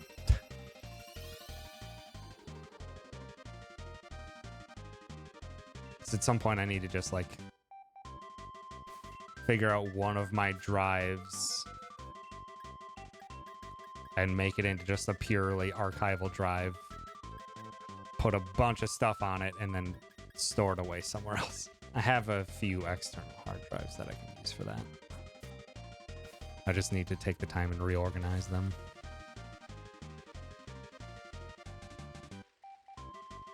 Reorganize them, and probably should label them with like Sharpie of just being like, this is VOD archive number 1 or something like that.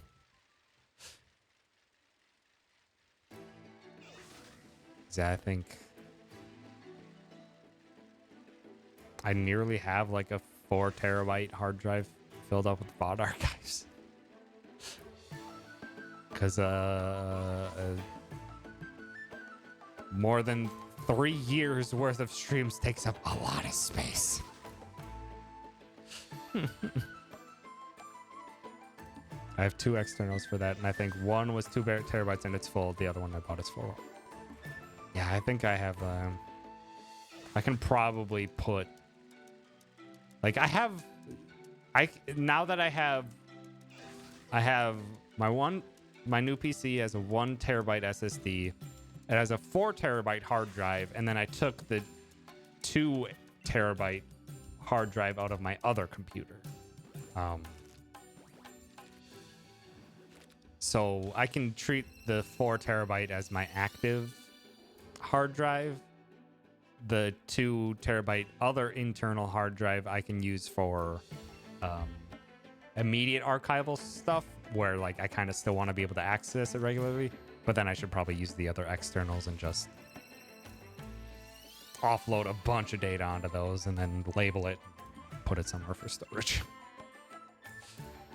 Instead of at the moment where I've had these external hard drives just sitting on my PC forever.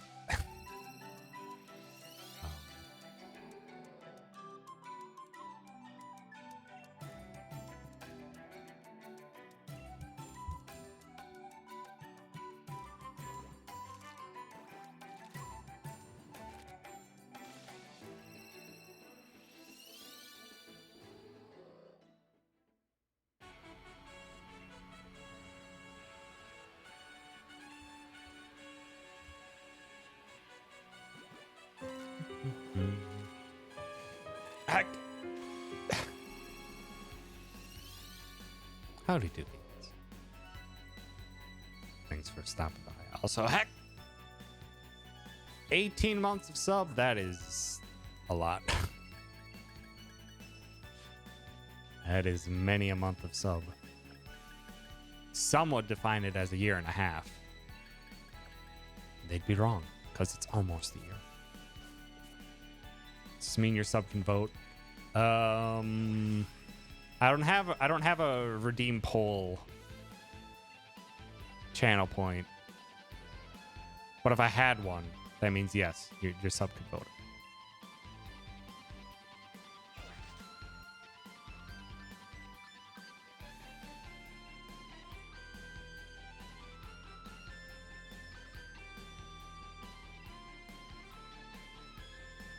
That is 2 whole Twitch babies as well. Damn. God, it feels so freaking weird already. It's been math 38 months. It's been 38 months since I've started actively streaming.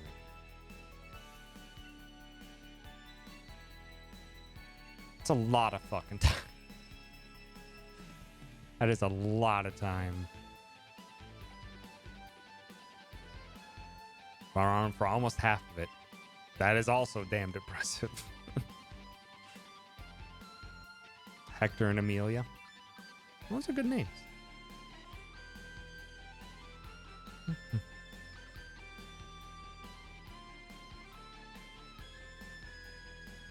But give it 2 more months, Toucans, and then you'll have been around for half of it. 'Cause math.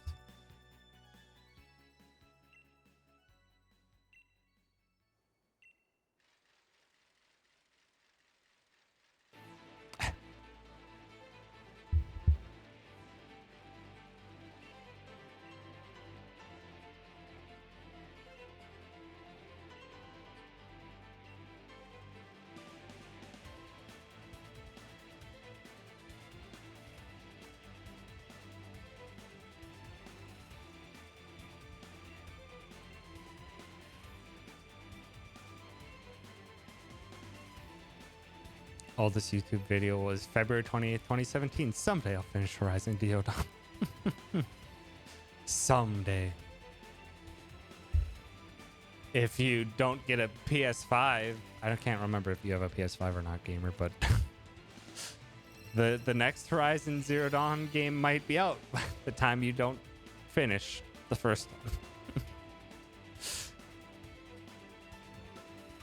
Doesn't it? I think that comes out sometime next year. I think.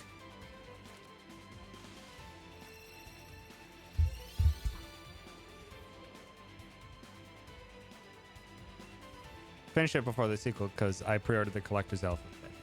Oh, damn. A couple months last year where I believed I unsubbed due to unemployment, so I may actually be on the halfway train already. That is perfectly fine. And I'm glad you chose to unsub to take care of yourself. Because that's always more important. That is always more important. Always take care of yourself first.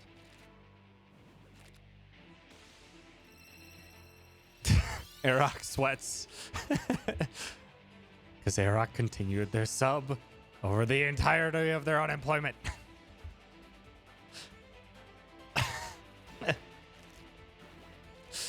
You dangus. When I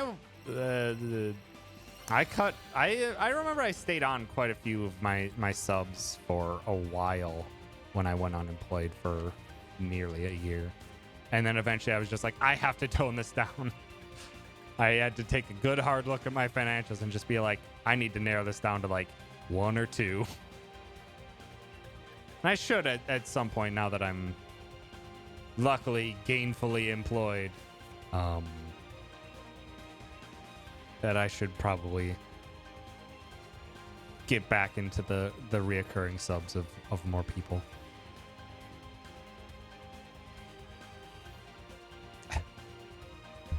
Did have way fewer subs than I do now.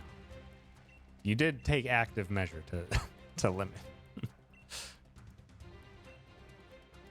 Also, yeah, sub bombs, they happen a lot in this community. So that is one fair thing of just hanging around is at some point you might just get thrown a sub, willingly or unwillingly. But I should. I need to work on that too next year. Is once I reach that point of clearing through this current catalog of upgrading things, I should get more into the swing of actively supporting creators and services that I use. Like actually like throwing some money at the OBS developers, throwing money at reoccurring subs,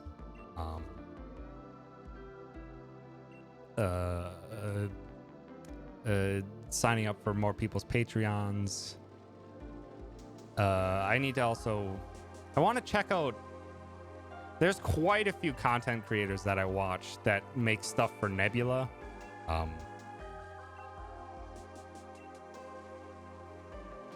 The other video streaming service. And I think I should check that out as well.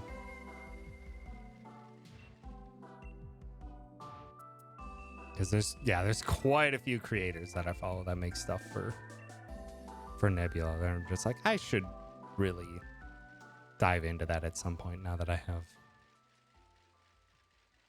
a steadier source of income. Instead of my current pace of things, which has been a lot of the time just turning on speedruns of stuff while I'm going through things. Which at the moment has been a lot of passively watching a lot of really long RPG speedruns while I'm doing work and stuff. 4 of my last subs were gift bombs to people offline in the community. I was very confused. Yeah, that happens. Oop. In and out as I work through my Final Fantasy 14 roulettes. That's perfectly fine. Have a good roulette? I don't know what Final Fantasy 14 roulettes are. Something luck-based for sure. Otherwise, you wouldn't call it a roulette.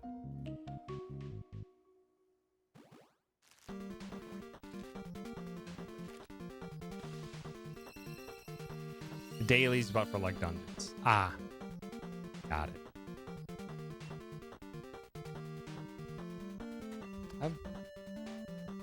Not sure I would call them roulettes, but I don't know if that's the actual in-game term for them or if that's just how the community has decided to name them. Damn it, Moon, you couldn't be nice. Also, of course, we're over odds again. Of course, we're over odds. Dang it, Moon. You were supposed to say hello.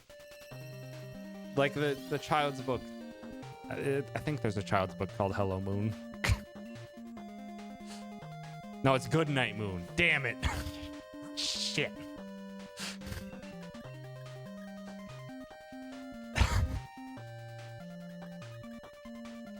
Oh my goodness.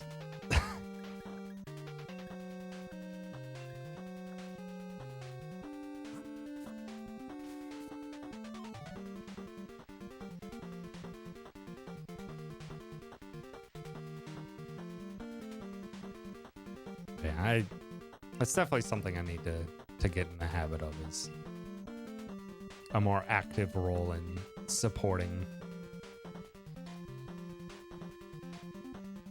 many of the creators I enjoy, as well as friends.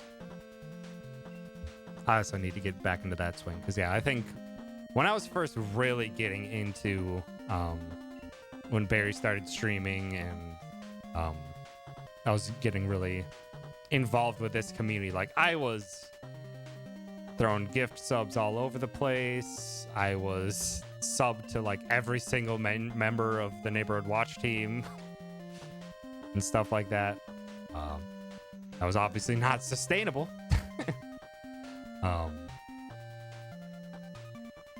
Especially once I didn't have a job anymore, but I can definitely ease more back into that. Show my support to my friends and stuff like that. Gone a little crazy now and again, but not to that extent. Yeah.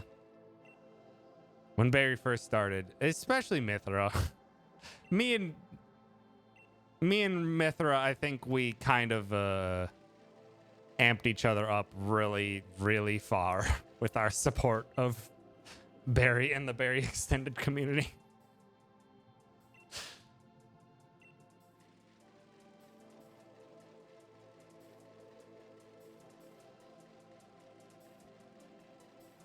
It's almost like 50 plus people now. Yeah, the Twitch team is quite extensive.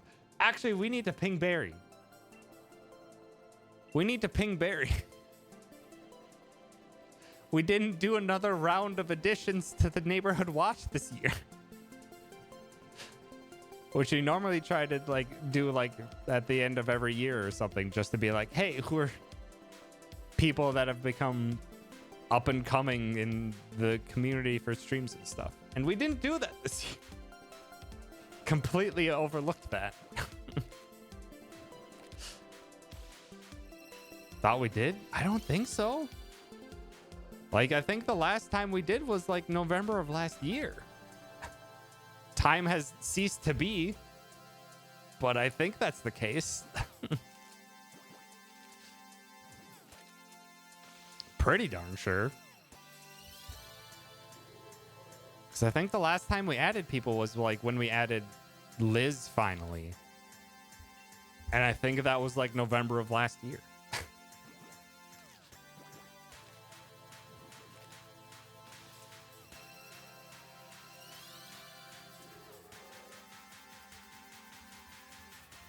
When we added Liz, and I think Onsta was added at that point as well, even though that was inevitable because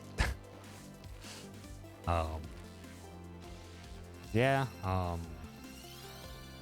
that was when you were added. Indeed it was, gamer. Indeed it was.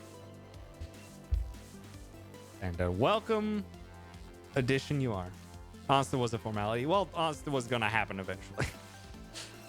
Just because Onsta was starting to become more consistent and obviously was personal friends with Barry and Bath, and now has become close personal friends with a lot of people.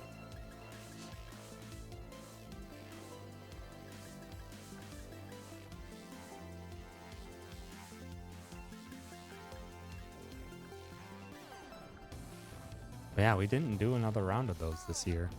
I and we should do that.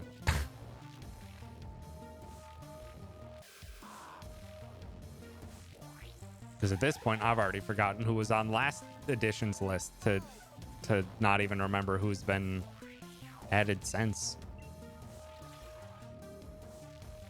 Because if it was just Copper's affiliate versary like today, then Copper most likely wouldn't have been on that list last time. And it feels like Copper's been a part of this community forever now at this point.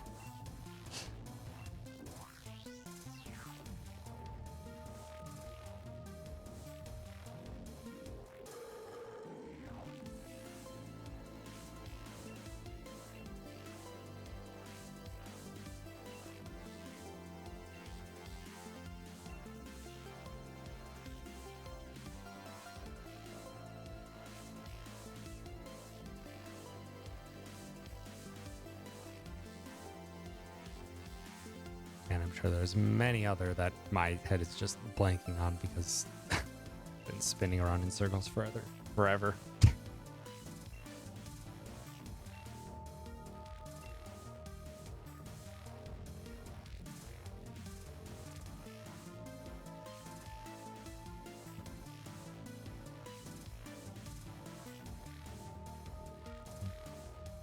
Calvi, considering Barry rated them a couple of times. Yeah, Calvi would be a welcome addition as well.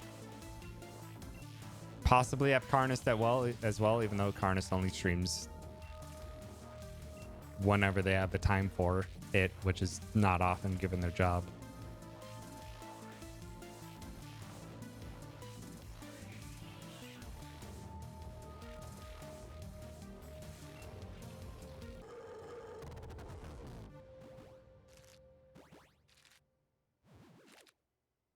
Yeah, there's plenty of people that I think would be welcome additions to the Neighborhood Watch team.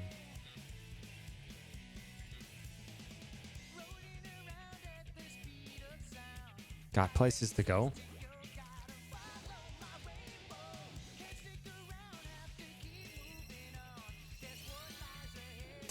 Speaking of Onsta, here's Sonic.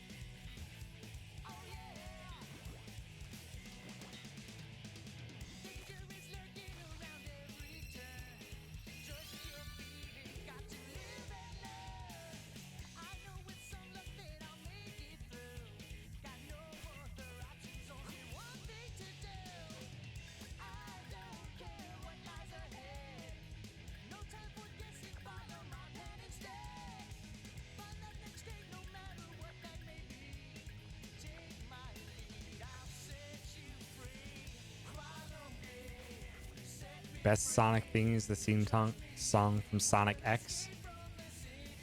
What was Sonic X? I have like tangentially played a few Sonic games. I don't think I've ever beaten a single one. So all my Sonic knowledge is through other people. The anime? I forgot there was a Sonic anime.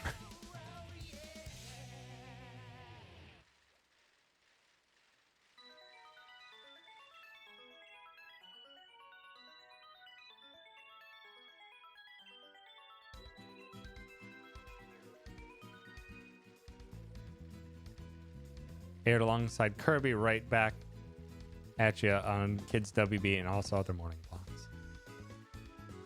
I'm not sure I ever caught those because I remember there being a Kirby anime, but I don't think I ever watched it.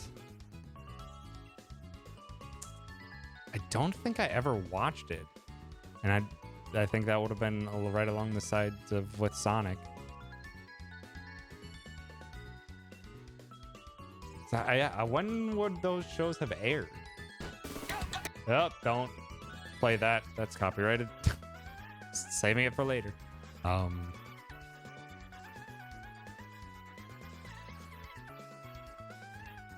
Because I'm trying to think when was... I didn't watch WV for Kids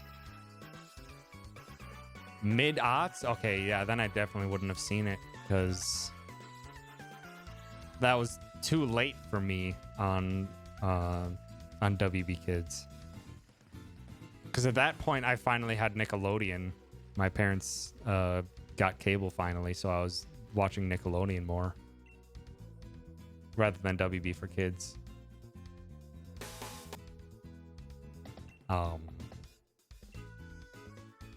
Kirby Right Back at You aired in America 2002 to 2006. Yeah, then that was too late for me. It might have been just barely like on the tail end of me watching WB Kids. Because that would have been like some of the middle seasons of like Yu-Gi-Oh! When that was airing. Because I remember I was like something like 11, 12 or something like that. And then shortly after that was when we finally got cable. And then I basically almost all transferred over to Nickelodeon for stuff like Fairly Odd Parents and SpongeBob. And Danny Phantom, stuff like that.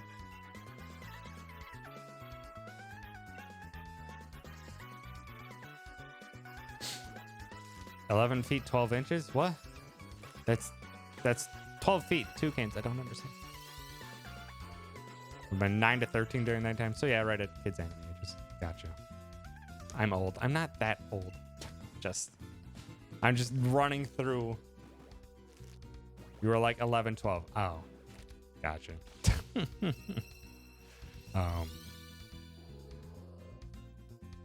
I was just running through the time periods in my head. I was just like, I could have sworn that it was earlier than that. Yu-Gi-Oh! Season 1 was 2000 to 2001. I'm trying to think when I would have stopped watching Yu-Gi-Oh! Because I know I got through all of Egyptian God Monsters as it was airing. I think it was maybe... I think it was the season after that is when I didn't watch it, but I don't remember all the seasons of Yu-Gi-Oh! And this is how I'm judging when I would have stopped watching WB. is what point in Yu-Gi-Oh! Was it when I stopped watching it?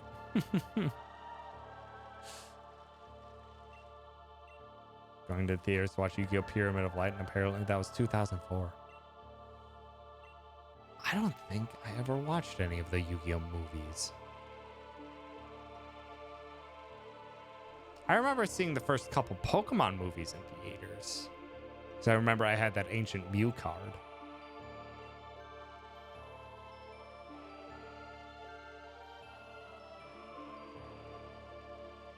I don't think I ever saw any Yu-Gi-Oh! Movies in school.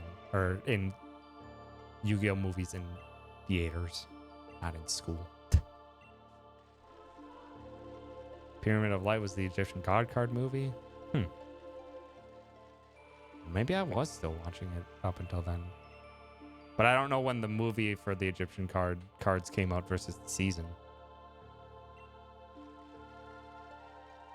Because, yeah, there was all the... Season 1 was Duelist Island or whatever the heck they called it with Pegasus. Then there was some filler. Then there was Battle City.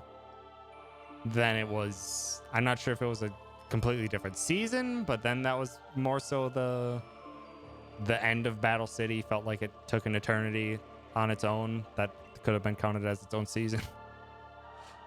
I think that would have been probably the last season that I watched of Yu-Gi-Oh! While it was airing.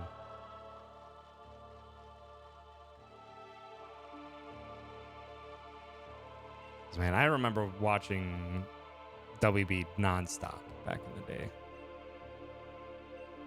And completely not realizing that this was Japanese anime, and I was absorbing it very heavily. Just didn't realize. I just thought it was another cartoon. Watched how much Pokemon. I watched all of Cardcaptor Sakura. Watched all how many seasons of Yu-Gi-Oh. I would have maybe have seen it more that they were that they were Japanese anime if I had Cartoon Network to check out DBZ, because I remember seeing that a few times on vacations when the hotel TVs would have Cartoon Network.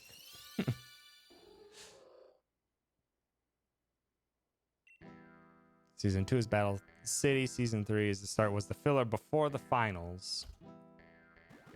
With the Big Five and Noah and whatever, then the finals of Battle City after that. Season 3 was 2002, 2000. So Period of Light coming out in 2004 makes sense. Yeah. And I think that's where I stopped watching it live. Or as it airs.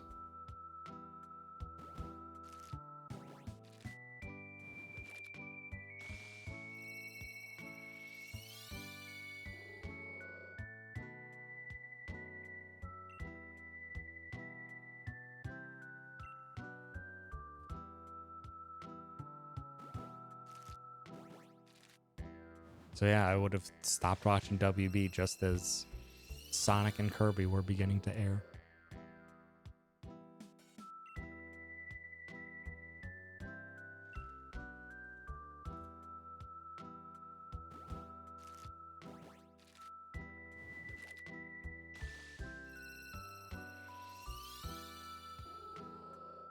Darts and the Seal of Orichalcos. Yeah, I don't think I watched that one live. Because I can't. Was Seal of Orichalcos? That wasn't the one where they went in VR and got stuck in there. That was Seal of Orichalcos was before that, I think.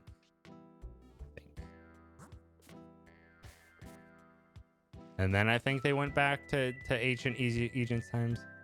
That was the filler thing in season 3? Was it? I thought that was a whole season. I don't remember shit, apparently. I'm more so remembering it when I watched all of the Yu-Gi-Oh!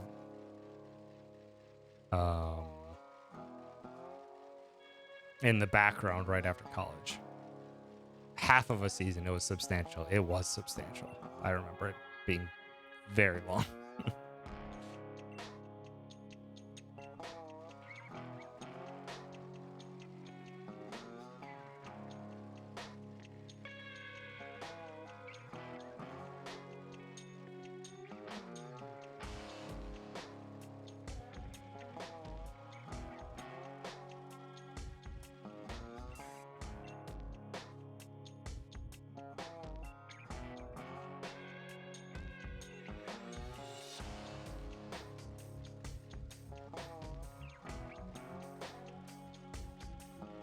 Arm stretch.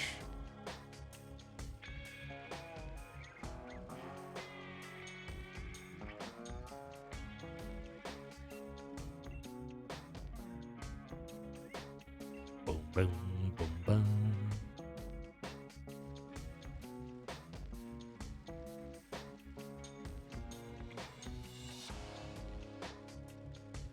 Boom, boom, boom, boom, boom. Boom, boom, boom. Ba-dum, boom, boom.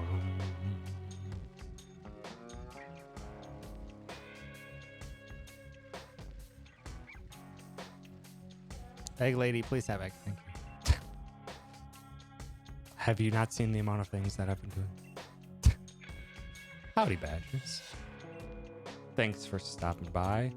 A Merry Christmas and Happy Honda Days to you. The hunt is a hunt. And considering we haven't changed Pokemon since we began hunting today, it's been unsuccessful. As expected. As expected.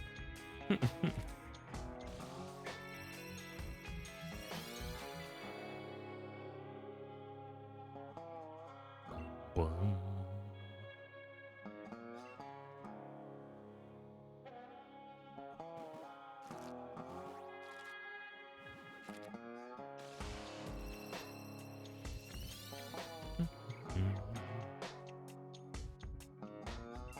But I hope you'll be having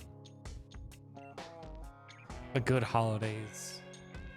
I'm glad that some of you have decided for some reason to join me on the holidays and watch me spin in circles and shoot the shit and empty my brain onto the stream. It is sincerely appreciated.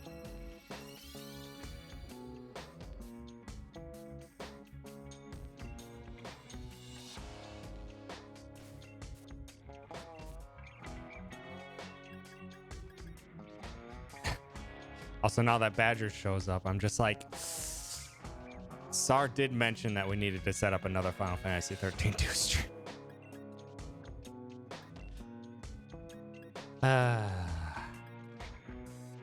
Probably should. Because in all honesty, there's still a part of me that is just like, I want to keep playing Final Fantasy 13 2. For whatever reason, it has its hooks in me.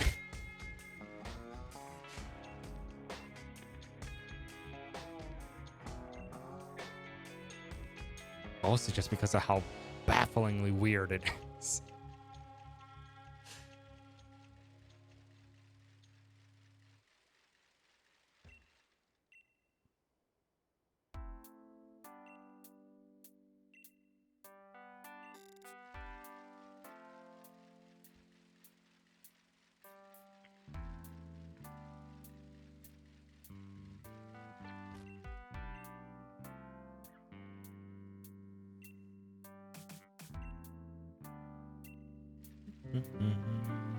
Heck. It's heck. Thank you for the raid, miss. I appreciate it. Merry Christmas and willkommen. How was the stream? I think you were doing a Hollow Knight. Still enjoying your time with it. Moogles are effective projectile weapons. Apparently. Yeah, not the projectiles. They are the weapons themselves. Which is weird because you can replace the weapon. You get different weapons in the game.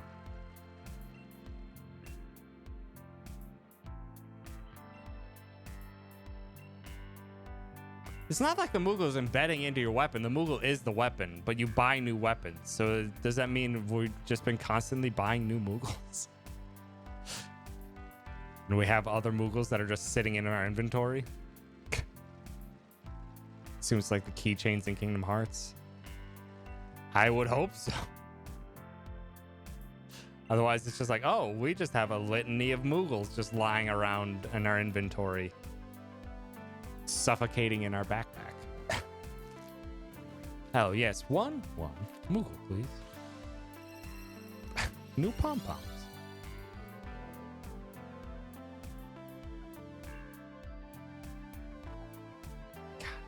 God, just thinking back on the game, I'm just like, why am I having such a good time with it when last time I played, there was a time-devouring dragon that was eating slimes and sending them to a different timeline. And that's not even the most baffling thing that's happened.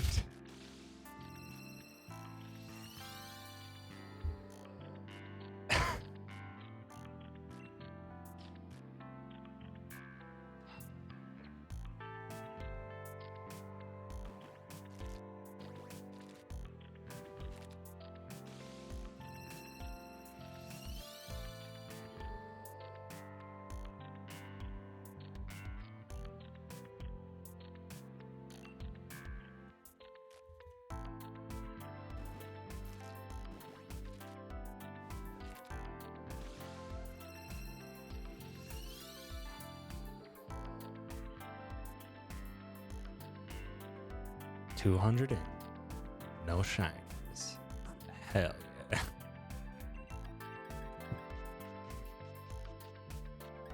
We did it, gamers. We successfully didn't succeed at getting a shiny in 200. Hell yeah. 13 had a pretty large scale epic save civilization plot. The sequels each amp that up by a factor of 10.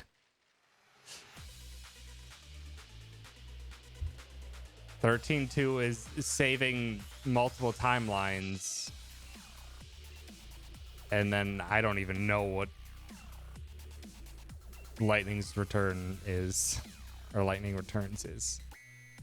I know so little about Lightning Returns. Other than it's like the last 13 days of the universe or something. Where they just decide to go off the deep end. And also your party is lightning and only lightning.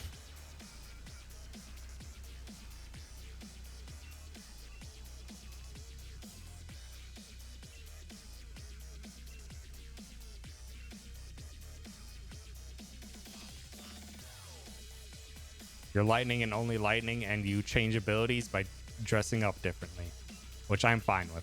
That's actually... Listen, if they're going to bring back the dress spheres, I'm fine with that. That implementation. Because if there's one thing that was great about Final Fantasy X-2 is that combat system and the dress spheres were actually fun. It was a really fun implementation of the job system. Swapping jobs mid-fight. Setting up your garment grid to get certain buffs by transferring from one class to another. It was really neat. Lightning Returns is you are literally a Valkyrie now. Fairy souls to the next universe, or they will vanish when the multiverse dies.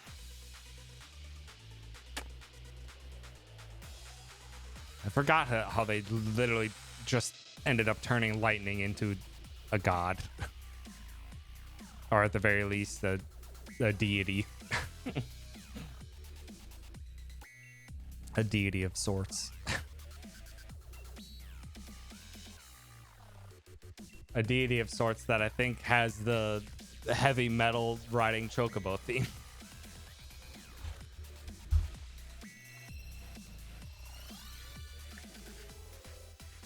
I can't remember if Final Fantasy 13-2 has that theme too.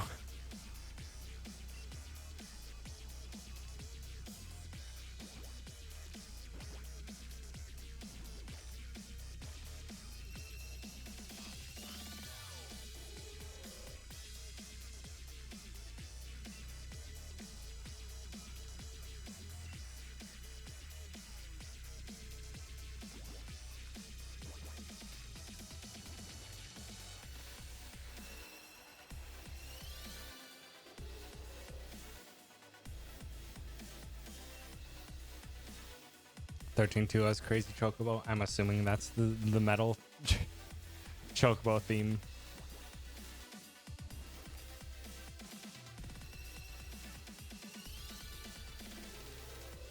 Not physically metal, but musically metal. Yeah. Got it. AKA the best chocobo theme.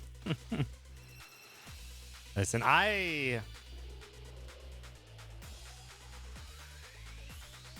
my vote's for the Final Fantasy IX flamenco chocobo theme.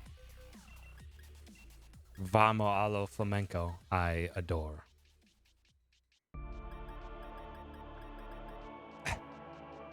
Hip hop to chocobo erasure.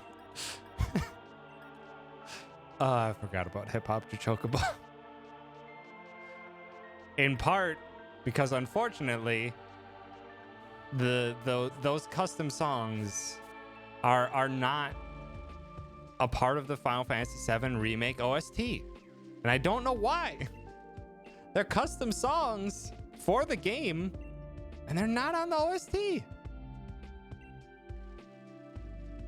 The Intergrade DLC had all the Happy Turtle remixes. But the main story, the collectible albums aren't on there.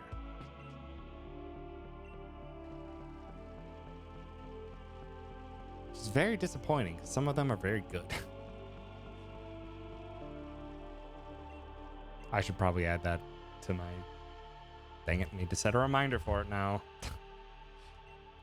Need to find a way to get those. I'm sure they're available somewhere.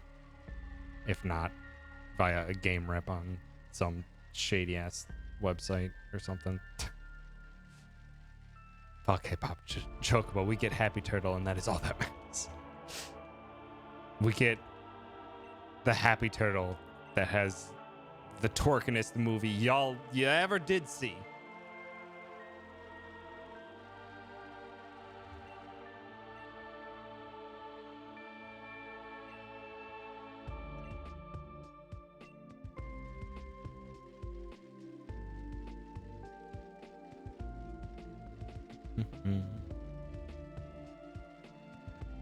Dang it. FF7. Damn it. Trying to type and drive. Don't text and drive.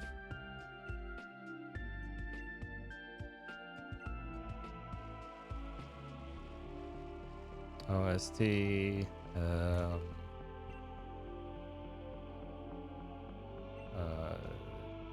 Disc. God. No. I'm not taking any Pokemon back.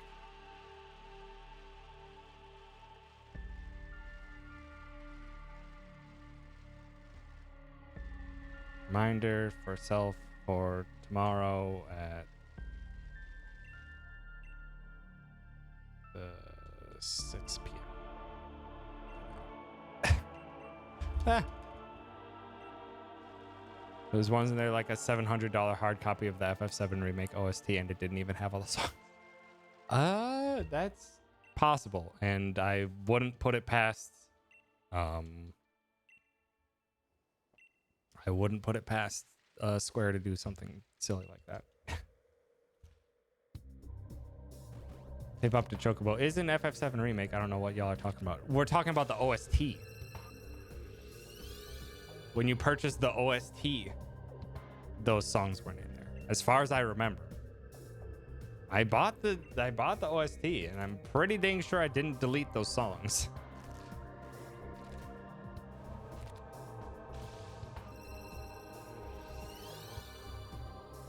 I'm pretty dang sure I didn't. I need to double check myself when I do look into it tomorrow.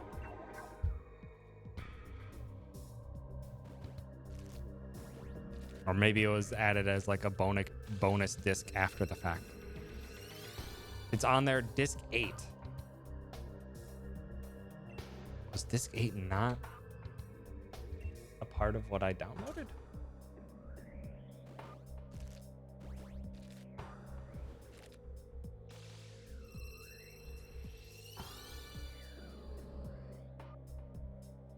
Where are you, Nobumatsu?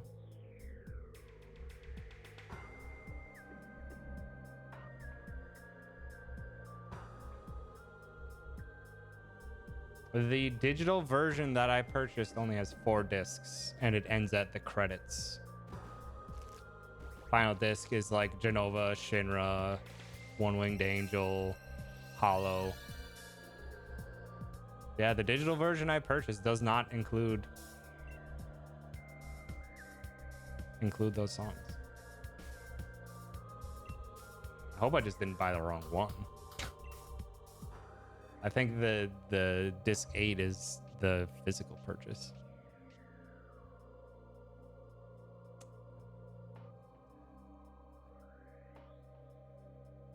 What am I doing? There we go. Yeah, the digital version that I have does not have that.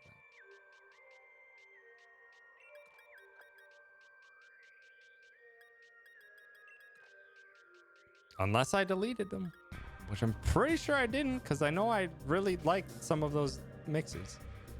I need 2 of them.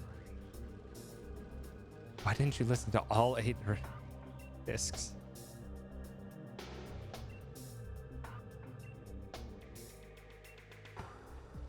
Says the credits are disc 7. That is the physical version. I'll have to double check what I downloaded.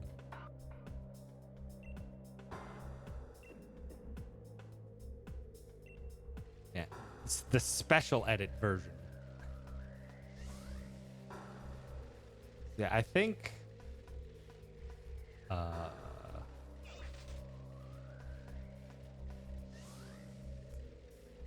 I think because they're physical discs, they have less tracks on them. I don't know why they organize them different digitally. Because yeah, disc 7 is the equivalent of what disc 4 is on the digital version. It does not include anything beyond it. It doesn't include disc 8 at all in the digital version, I believe. Now I need to look it up. Take me to iTunes Store.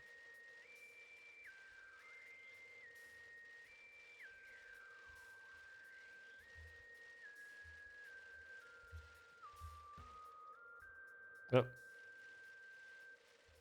Out of my way, sir. I'm typing a thing.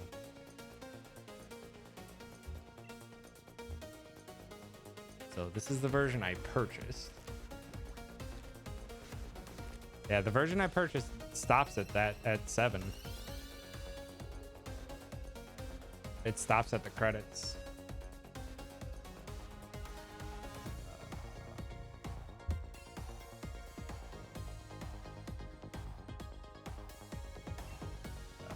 It's something else entirely.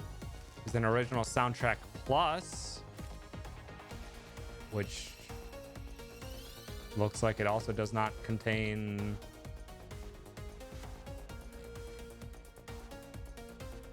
in that integrate soundtrack, which I purchased.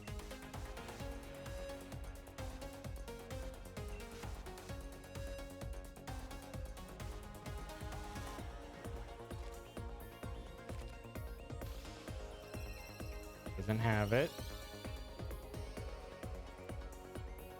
Why are these separate discs on a digital version of it?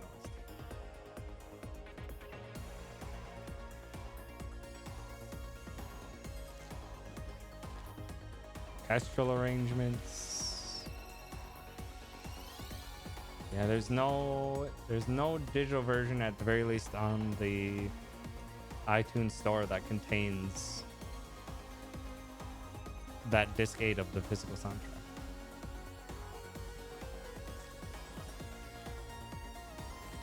Oh shoot, this is like 6:15.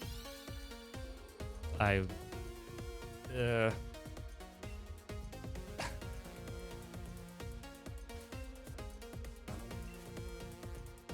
think the discs on the digital version are just for sorting things mostly, because that's a lot of songs. It's like nearly 200 songs, if not more. So 30, 60, 90, 120, 150, 180, 210. Yeah, I missed them. Licensing issue? Maybe. But yeah, I need to find a way to get that disc 8 then. Which there may not be an easy way. May have to be reliant on something like a game rip.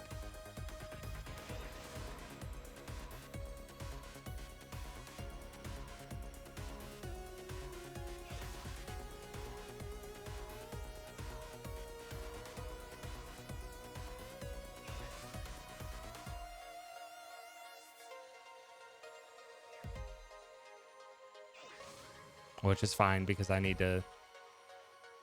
I don't believe there's any easy way to get the Yakuza 0 soundtrack, so that's also going to be gonna have to use a place like KH Insider that has a metric fuck ton of video game OSTs of varying degrees of quality, because some of them are quite literally game rips.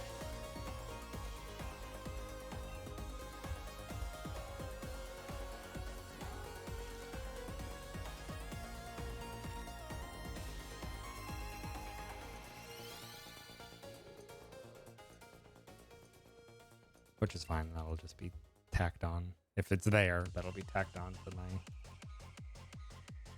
beginning of the year music hunt.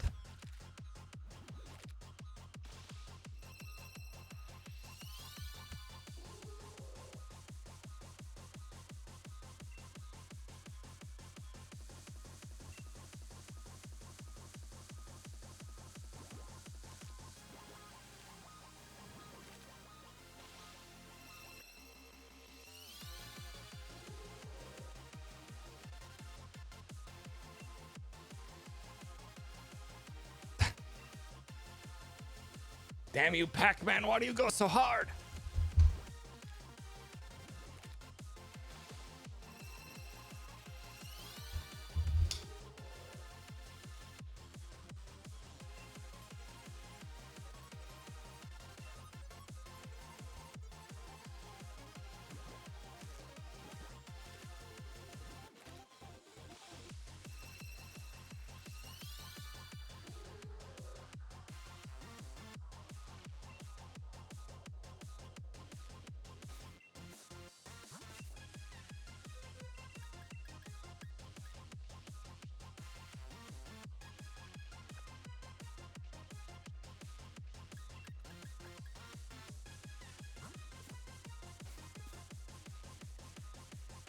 Oh, why am I going back?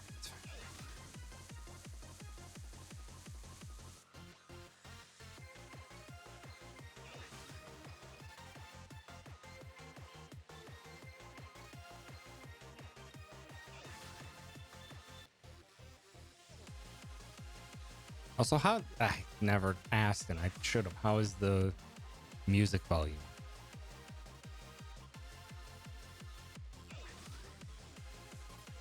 Because we double checked the mic at right at the way at the beginning because I messed that up. But how is the music volume in comparison to everything else?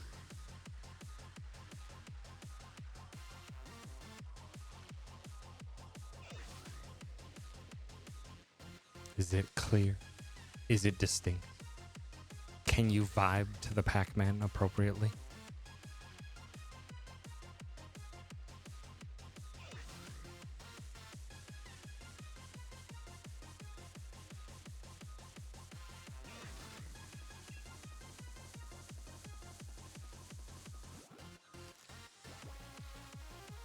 Smidge quiet.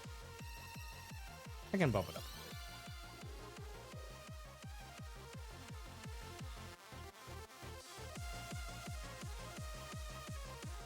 I mean, yeah, it's fair. I want to be able to hear me, but if it's a little bit more, it can be nice, especially because there's no game audio other than the sound effects. I just want to make sure that it's clear.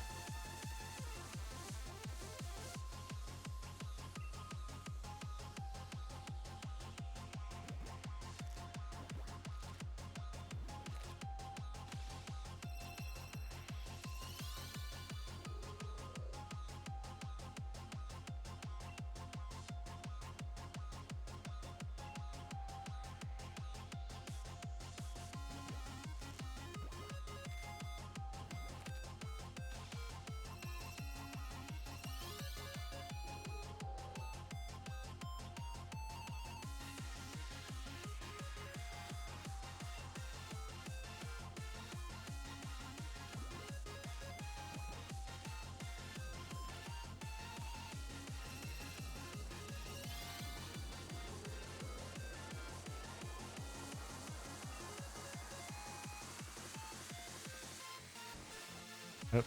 It's counted.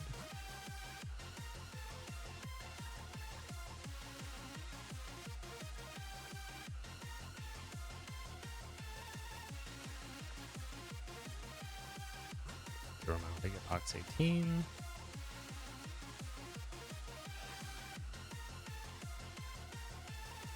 Let's see. It's already 11:30.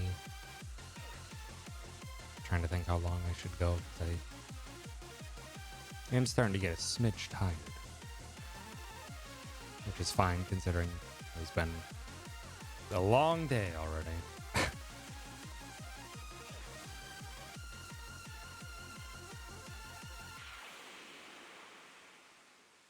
Think you broke even this Xmas? Listen, even's good. Even's pretty dang good. And I guess this is kind of the intended experience with gift giving on Xmas.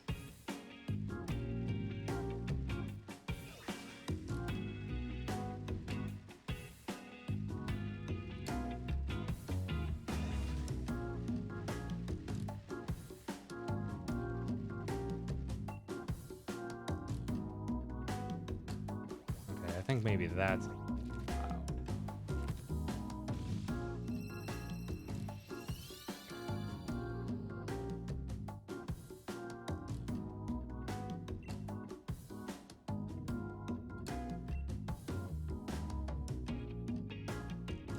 We had quite the day already. Did a run of Yakuza Like a Dragon, finally on PC.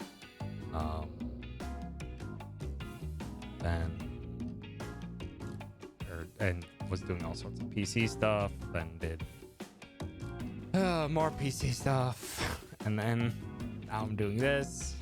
And then tomorrow will be more of the same plus chores, and then hooray, back to work on Monday because I'm a contract employee and I don't get paid days off. Hooray. It sucks. There's gonna be no one there. There's gonna be no one there. It's mostly probably gonna just be me and the other contract employees.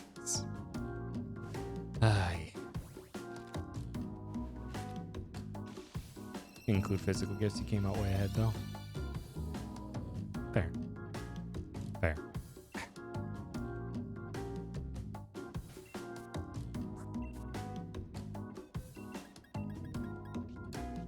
On the flip side, ain't no one gonna be fair.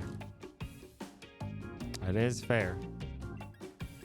It means I could, if there's not gonna be many people there, which means there might be occasions where I can just play my videos or whatever on through the speakers rather than into my headphone.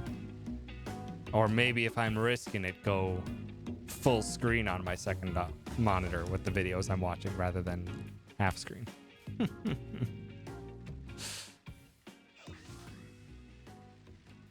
Half the engineering department is out this week, which is great because it means nothing is getting done. So if I don't do much, it's not that huge a deal.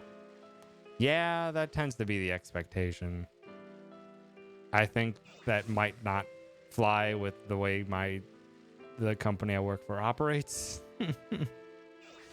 And that I'm on contract, and also we're a contract design firm, which means we're on contract with other people to do their designs. So,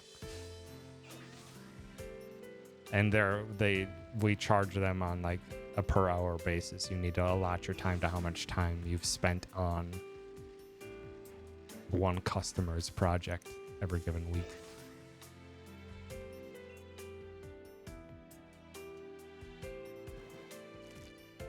So they might expect a bit more from me, but we'll see. We'll see. Between projects, that would also help too. I have the benefit that one of my projects is deathly simple. One of my projects is quite literally a company in Europe wants to make parts and sell them, or make their product and sell it in the US, but they also want to, because they want to avoid shipping and stuff, they want to have US manufacturers make the parts and do all that stuff. So we're just making prints and drawings for the parts and the assembly of the product. It is quite straightforward. It's mostly tedious work, which I'm like, good, that gives me plenty of time to have speedruns in the background, because that's the type of work that needs a little bit more something extra in the background, because it's monotonous.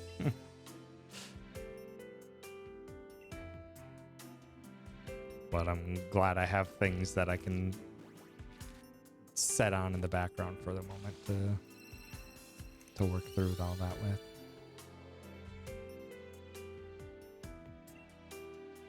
But then starting in the new year, I need to start working through rating the new music that I'm gonna get. Sorting it into its appropriate playlists. Oh. Wrong button. No. Grab many egg. Thank you. Oh boy, I'm out of eggs.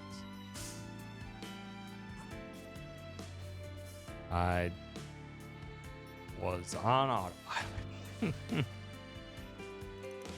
But yeah, I like if I was back at the salary position that I got out of college, that was ostensibly the expectation for the people that were still working over the last couple weeks of the year, is that most of the people will be gone, and the people that are there are going to be less productive because it's the end of the year. There's no one around.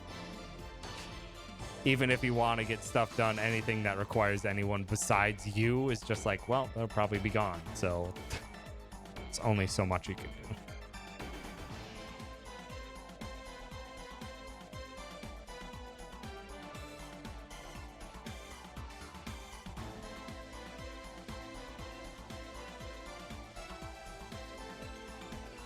That is perfectly fair. Gotta maintain your normal sleep schedule if you can.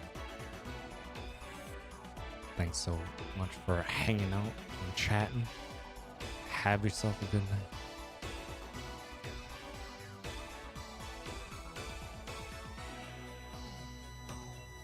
Also bringing back the Yu-Gi-Oh conversation from earlier in stream.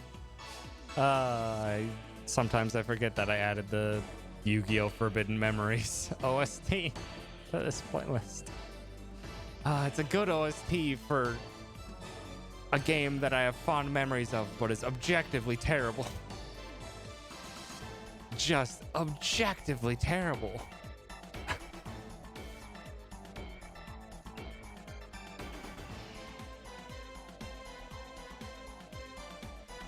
It's a Yu-Gi-Oh! Card game in name only.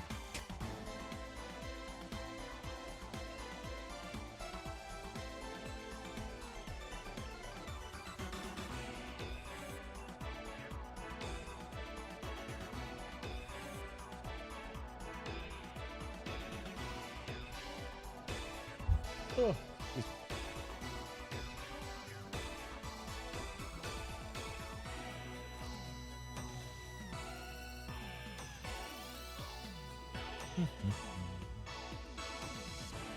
See how many more eggs I make.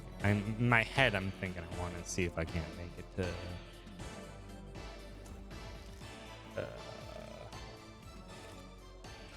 if I can't make it to 700. We'll see if I can make it that far. It won't take that much longer to get there, but could have been Duelist of the Roses. I think I loved Duelist of the Roses better. It was a weird ass game. Sure as hell wasn't Yu-Gi-Oh! The card game, but I remember having a ton of fun with it. It had unique mechanics that I thought I remembered were interesting.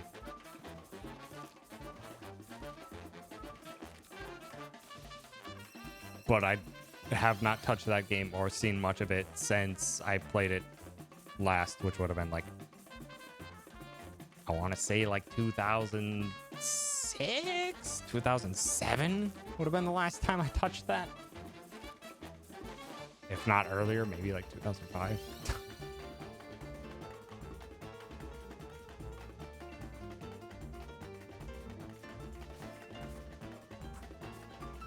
Was there? You might have just been providing some sass bubbles, but what game was... There was a game called Shattered Memories, or subtitled Shattered Memories, wasn't there? I don't remember. I don't remember. Silent Hill, that's it. Wasn't Yu-Gi-Oh! It was Silent Hill. What was the other Yu-Gi-Oh! Offshoot that I played? Well, it was the one on the GameCube where you had captains and they each have a party of 3 monsters. And it was weird. It was like RPS. Falsebound Kingdom, that was it. That was it. I remember playing the hell out of Falsebound Kingdom.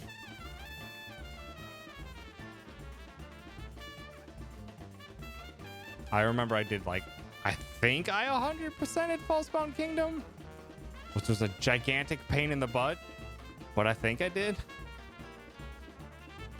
That was your first GameCube game? Nice.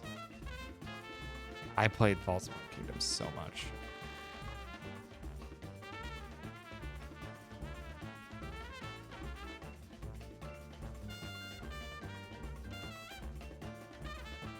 And yeah, I remember with Duelist of the Roses that I know I finished that game on both playthroughs. Because you choose... there's 2 sides you can choose from at the beginning of the game. Dungeon Dice Monsters on Game Boy was also neat. There was a Game Boy Dungeon Dice Monsters game?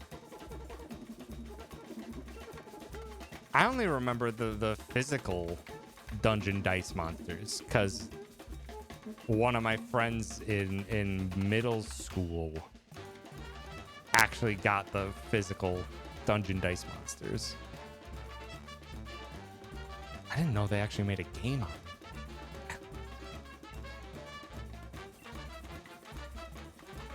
Yu-Gi-Oh! Had a lot of weird spin-off games.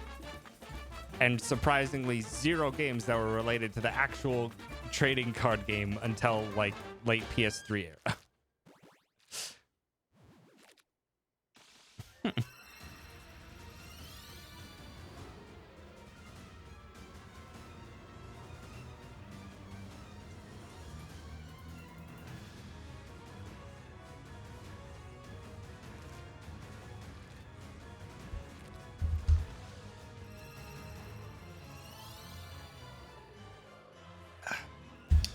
It was a Battle City based game for the GBA in like 2005.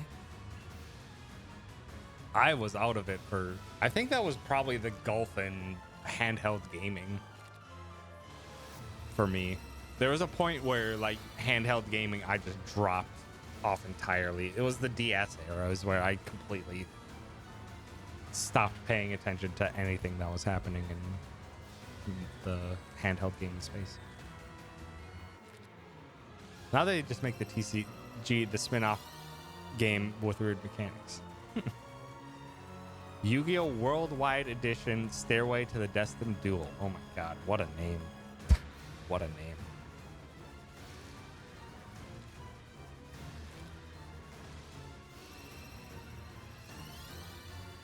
Oh, baby!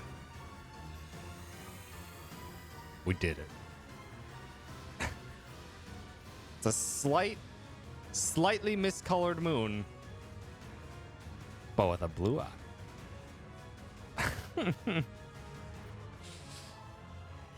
Finally. Jesus.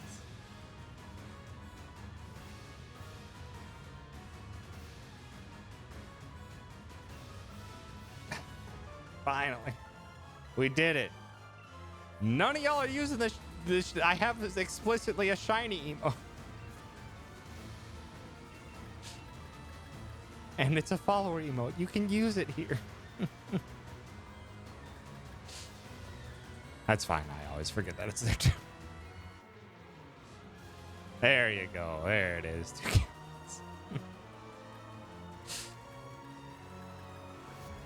Not on mobile. You can't use follower emotes on mobile? That's some bullshit. Oh, sweet. I only have 2 extra to go through.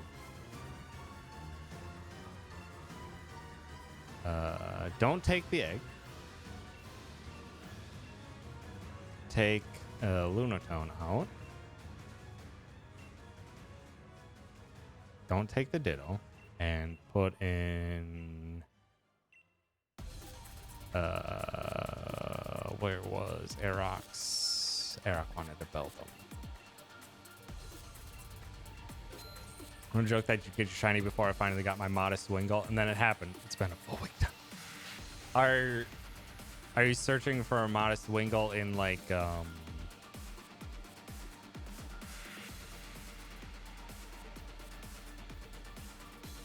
like Diamond Pearl?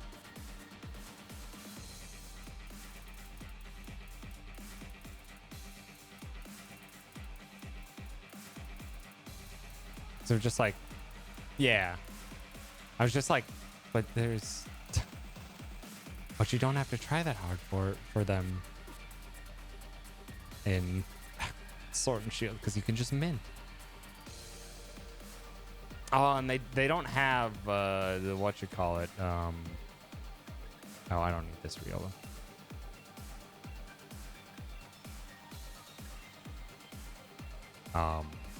They don't have Pokemon Home support yet for Brilliant Diamond Shining Pearl, do they?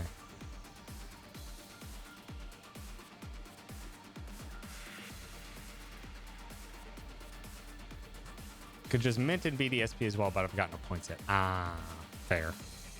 That's fair. I have like an infinite supply of points now. Also, shit, did I have an infinite supply of points in Sword and Shield because of the 1 month that I actually hit Master Ball tier in competitive. That got me plenty of points to be able to mint whatever the hell I want now. Shoot, did I pick up an 8? I did. I suppose I can. This is just prep for the next shiny hunt. Because I have eggs to hatch and we can just get 15 Beldum eggs while we're in the process of hatching the remaining moons. You also get a ton for using Pokemon Home. Ah.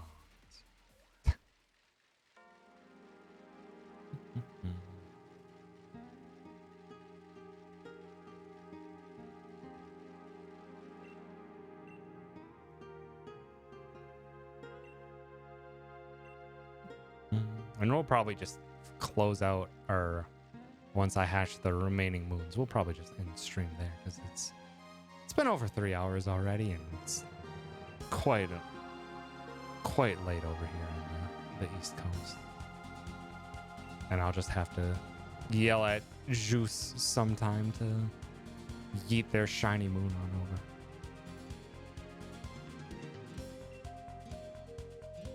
Unless Juice is secretly lurking. Also, hi, Greg. Thanks for stopping by again. Also, yes, we got shiny. Brought up 12 mons for comp last week, but this week I haven't bred anything but Wingulls. Oof. Wingull, please.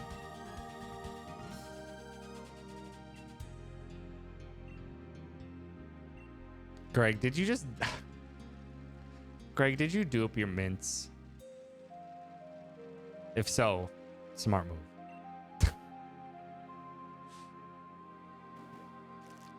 Maybe. Before they finally patched out the duping, which I think they did recently.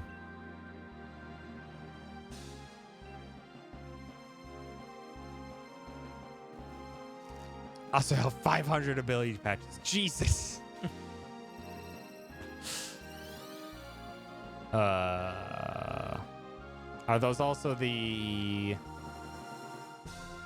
what are the secret ability or the hidden ability patches? I don't remember what those are called. Were you able to dupe those two?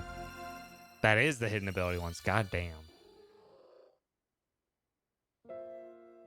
Well, now I know who I can hit up if I decide to go and do more competitive stuff.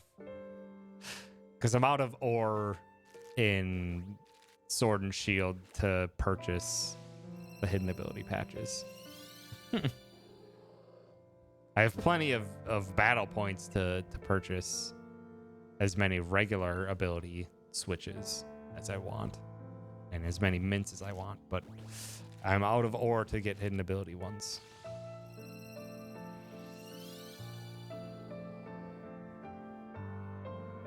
Add some BDSP. Well, I probably won't get into competitive again until after they add home support, which you can just steal them from BDSP.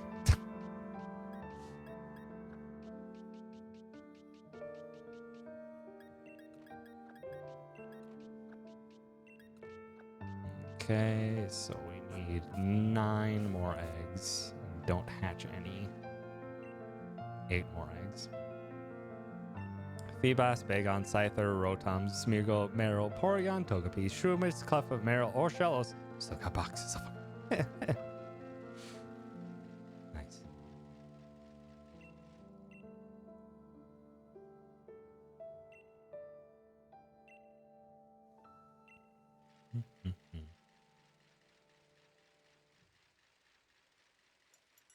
Also, it looks like Greg and Badgers need to have a trade about nowish. A mint for a pocket mon.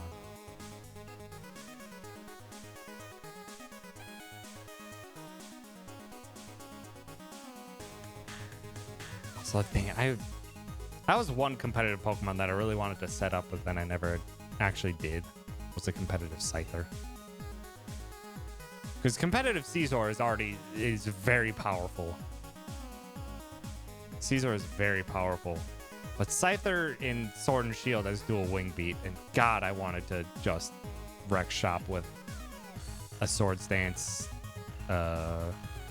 dual wing beat technician Scyther.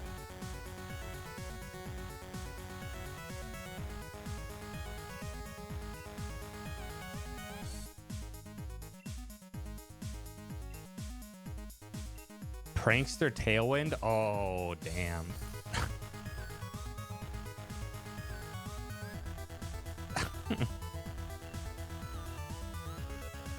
Prankster Tailwind is rude.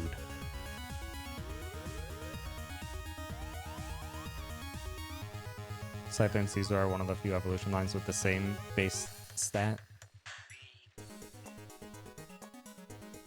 I thought Caesar had a little bit more, but I haven't looked.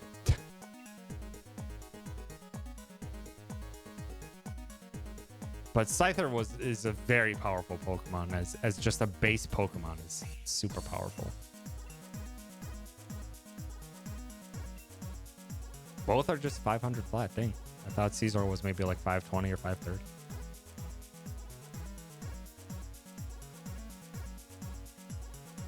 Redistributed from speed. Yeah, because of the metal and such.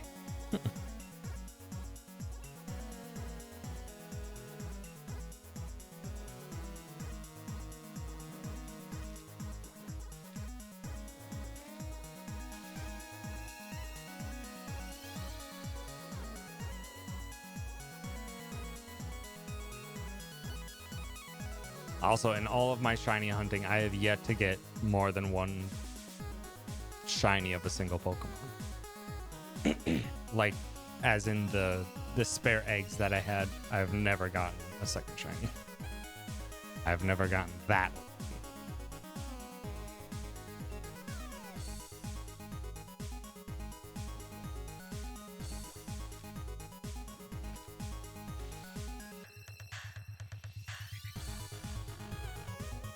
One revive speed down to 65, which doesn't matter because all the good priority modes you get. Yeah. Good priority moves with Technician. Looking at you, Bullet Punch. God. Stab boosted Technician Bullet Punch. This is very rude.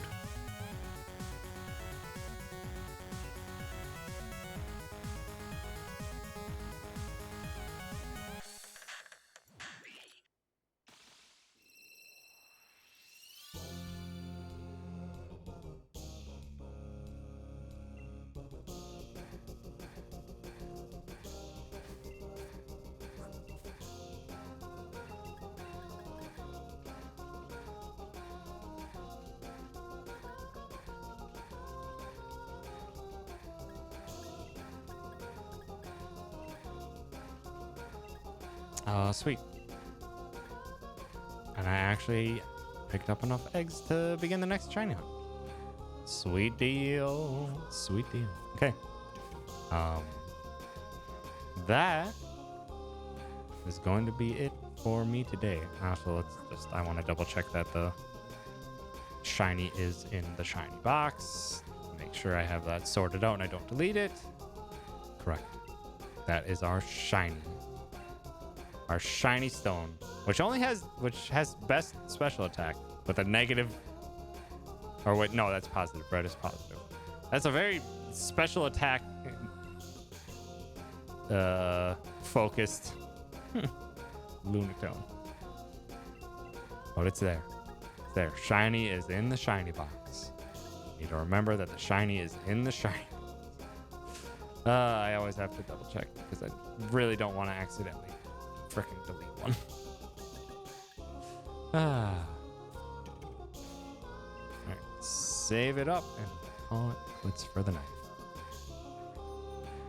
And just to double check myself, save it again. Saved. We did it. Alright.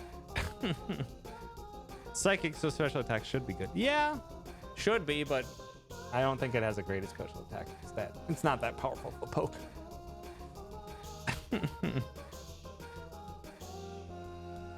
Don't know how to competitive poke. My only strat is Mind Reader, Sheer Cold, Articuno.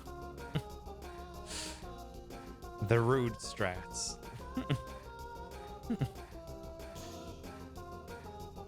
Hit a perfect mon and 4 eggs with Scythers. Hot damn. Hot damn. That's nice. Luna, well toned. Thank you. But yeah, that's gonna be it for me tonight. Thank you so much, everyone, for hanging out. Happy holidays and a Merry Christmas for what remains of the day. Special attack is the only stat over 90, so it's not the worst. It's not the worst. It's just not great. The strat is easily fucked by just switching up. Yeah. Yeah.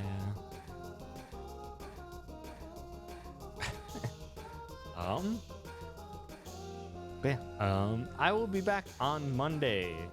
We'll be doing more Inscription because Inscription was dope from what I played, and I wasn't supposed to technically win.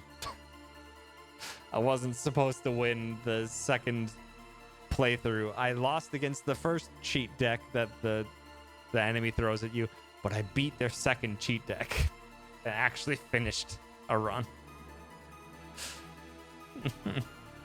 But I need to do the rest in that first area still. So we'll do that on Monday, and hopefully we'll make it to the next one. So the only thing that really changed was their eye color, as they are they Luna stoned.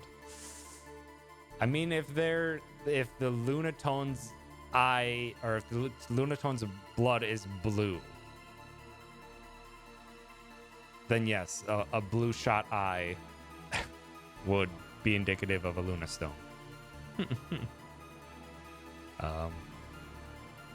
It's blue cheese. You're right. It is a moon. It is cheese. Yeah. Who's live that we can go say hi to? Got a Calvi, and we have a deer. Calvi's doing an ocarina, which is very good. But also, deer's doing a Mario Party. Not sure who's deer's doing a Mario Party with, but I'm sure it's a shit show, and we don't get to raid deer often. So let's go say that. We'll get Calvi soon.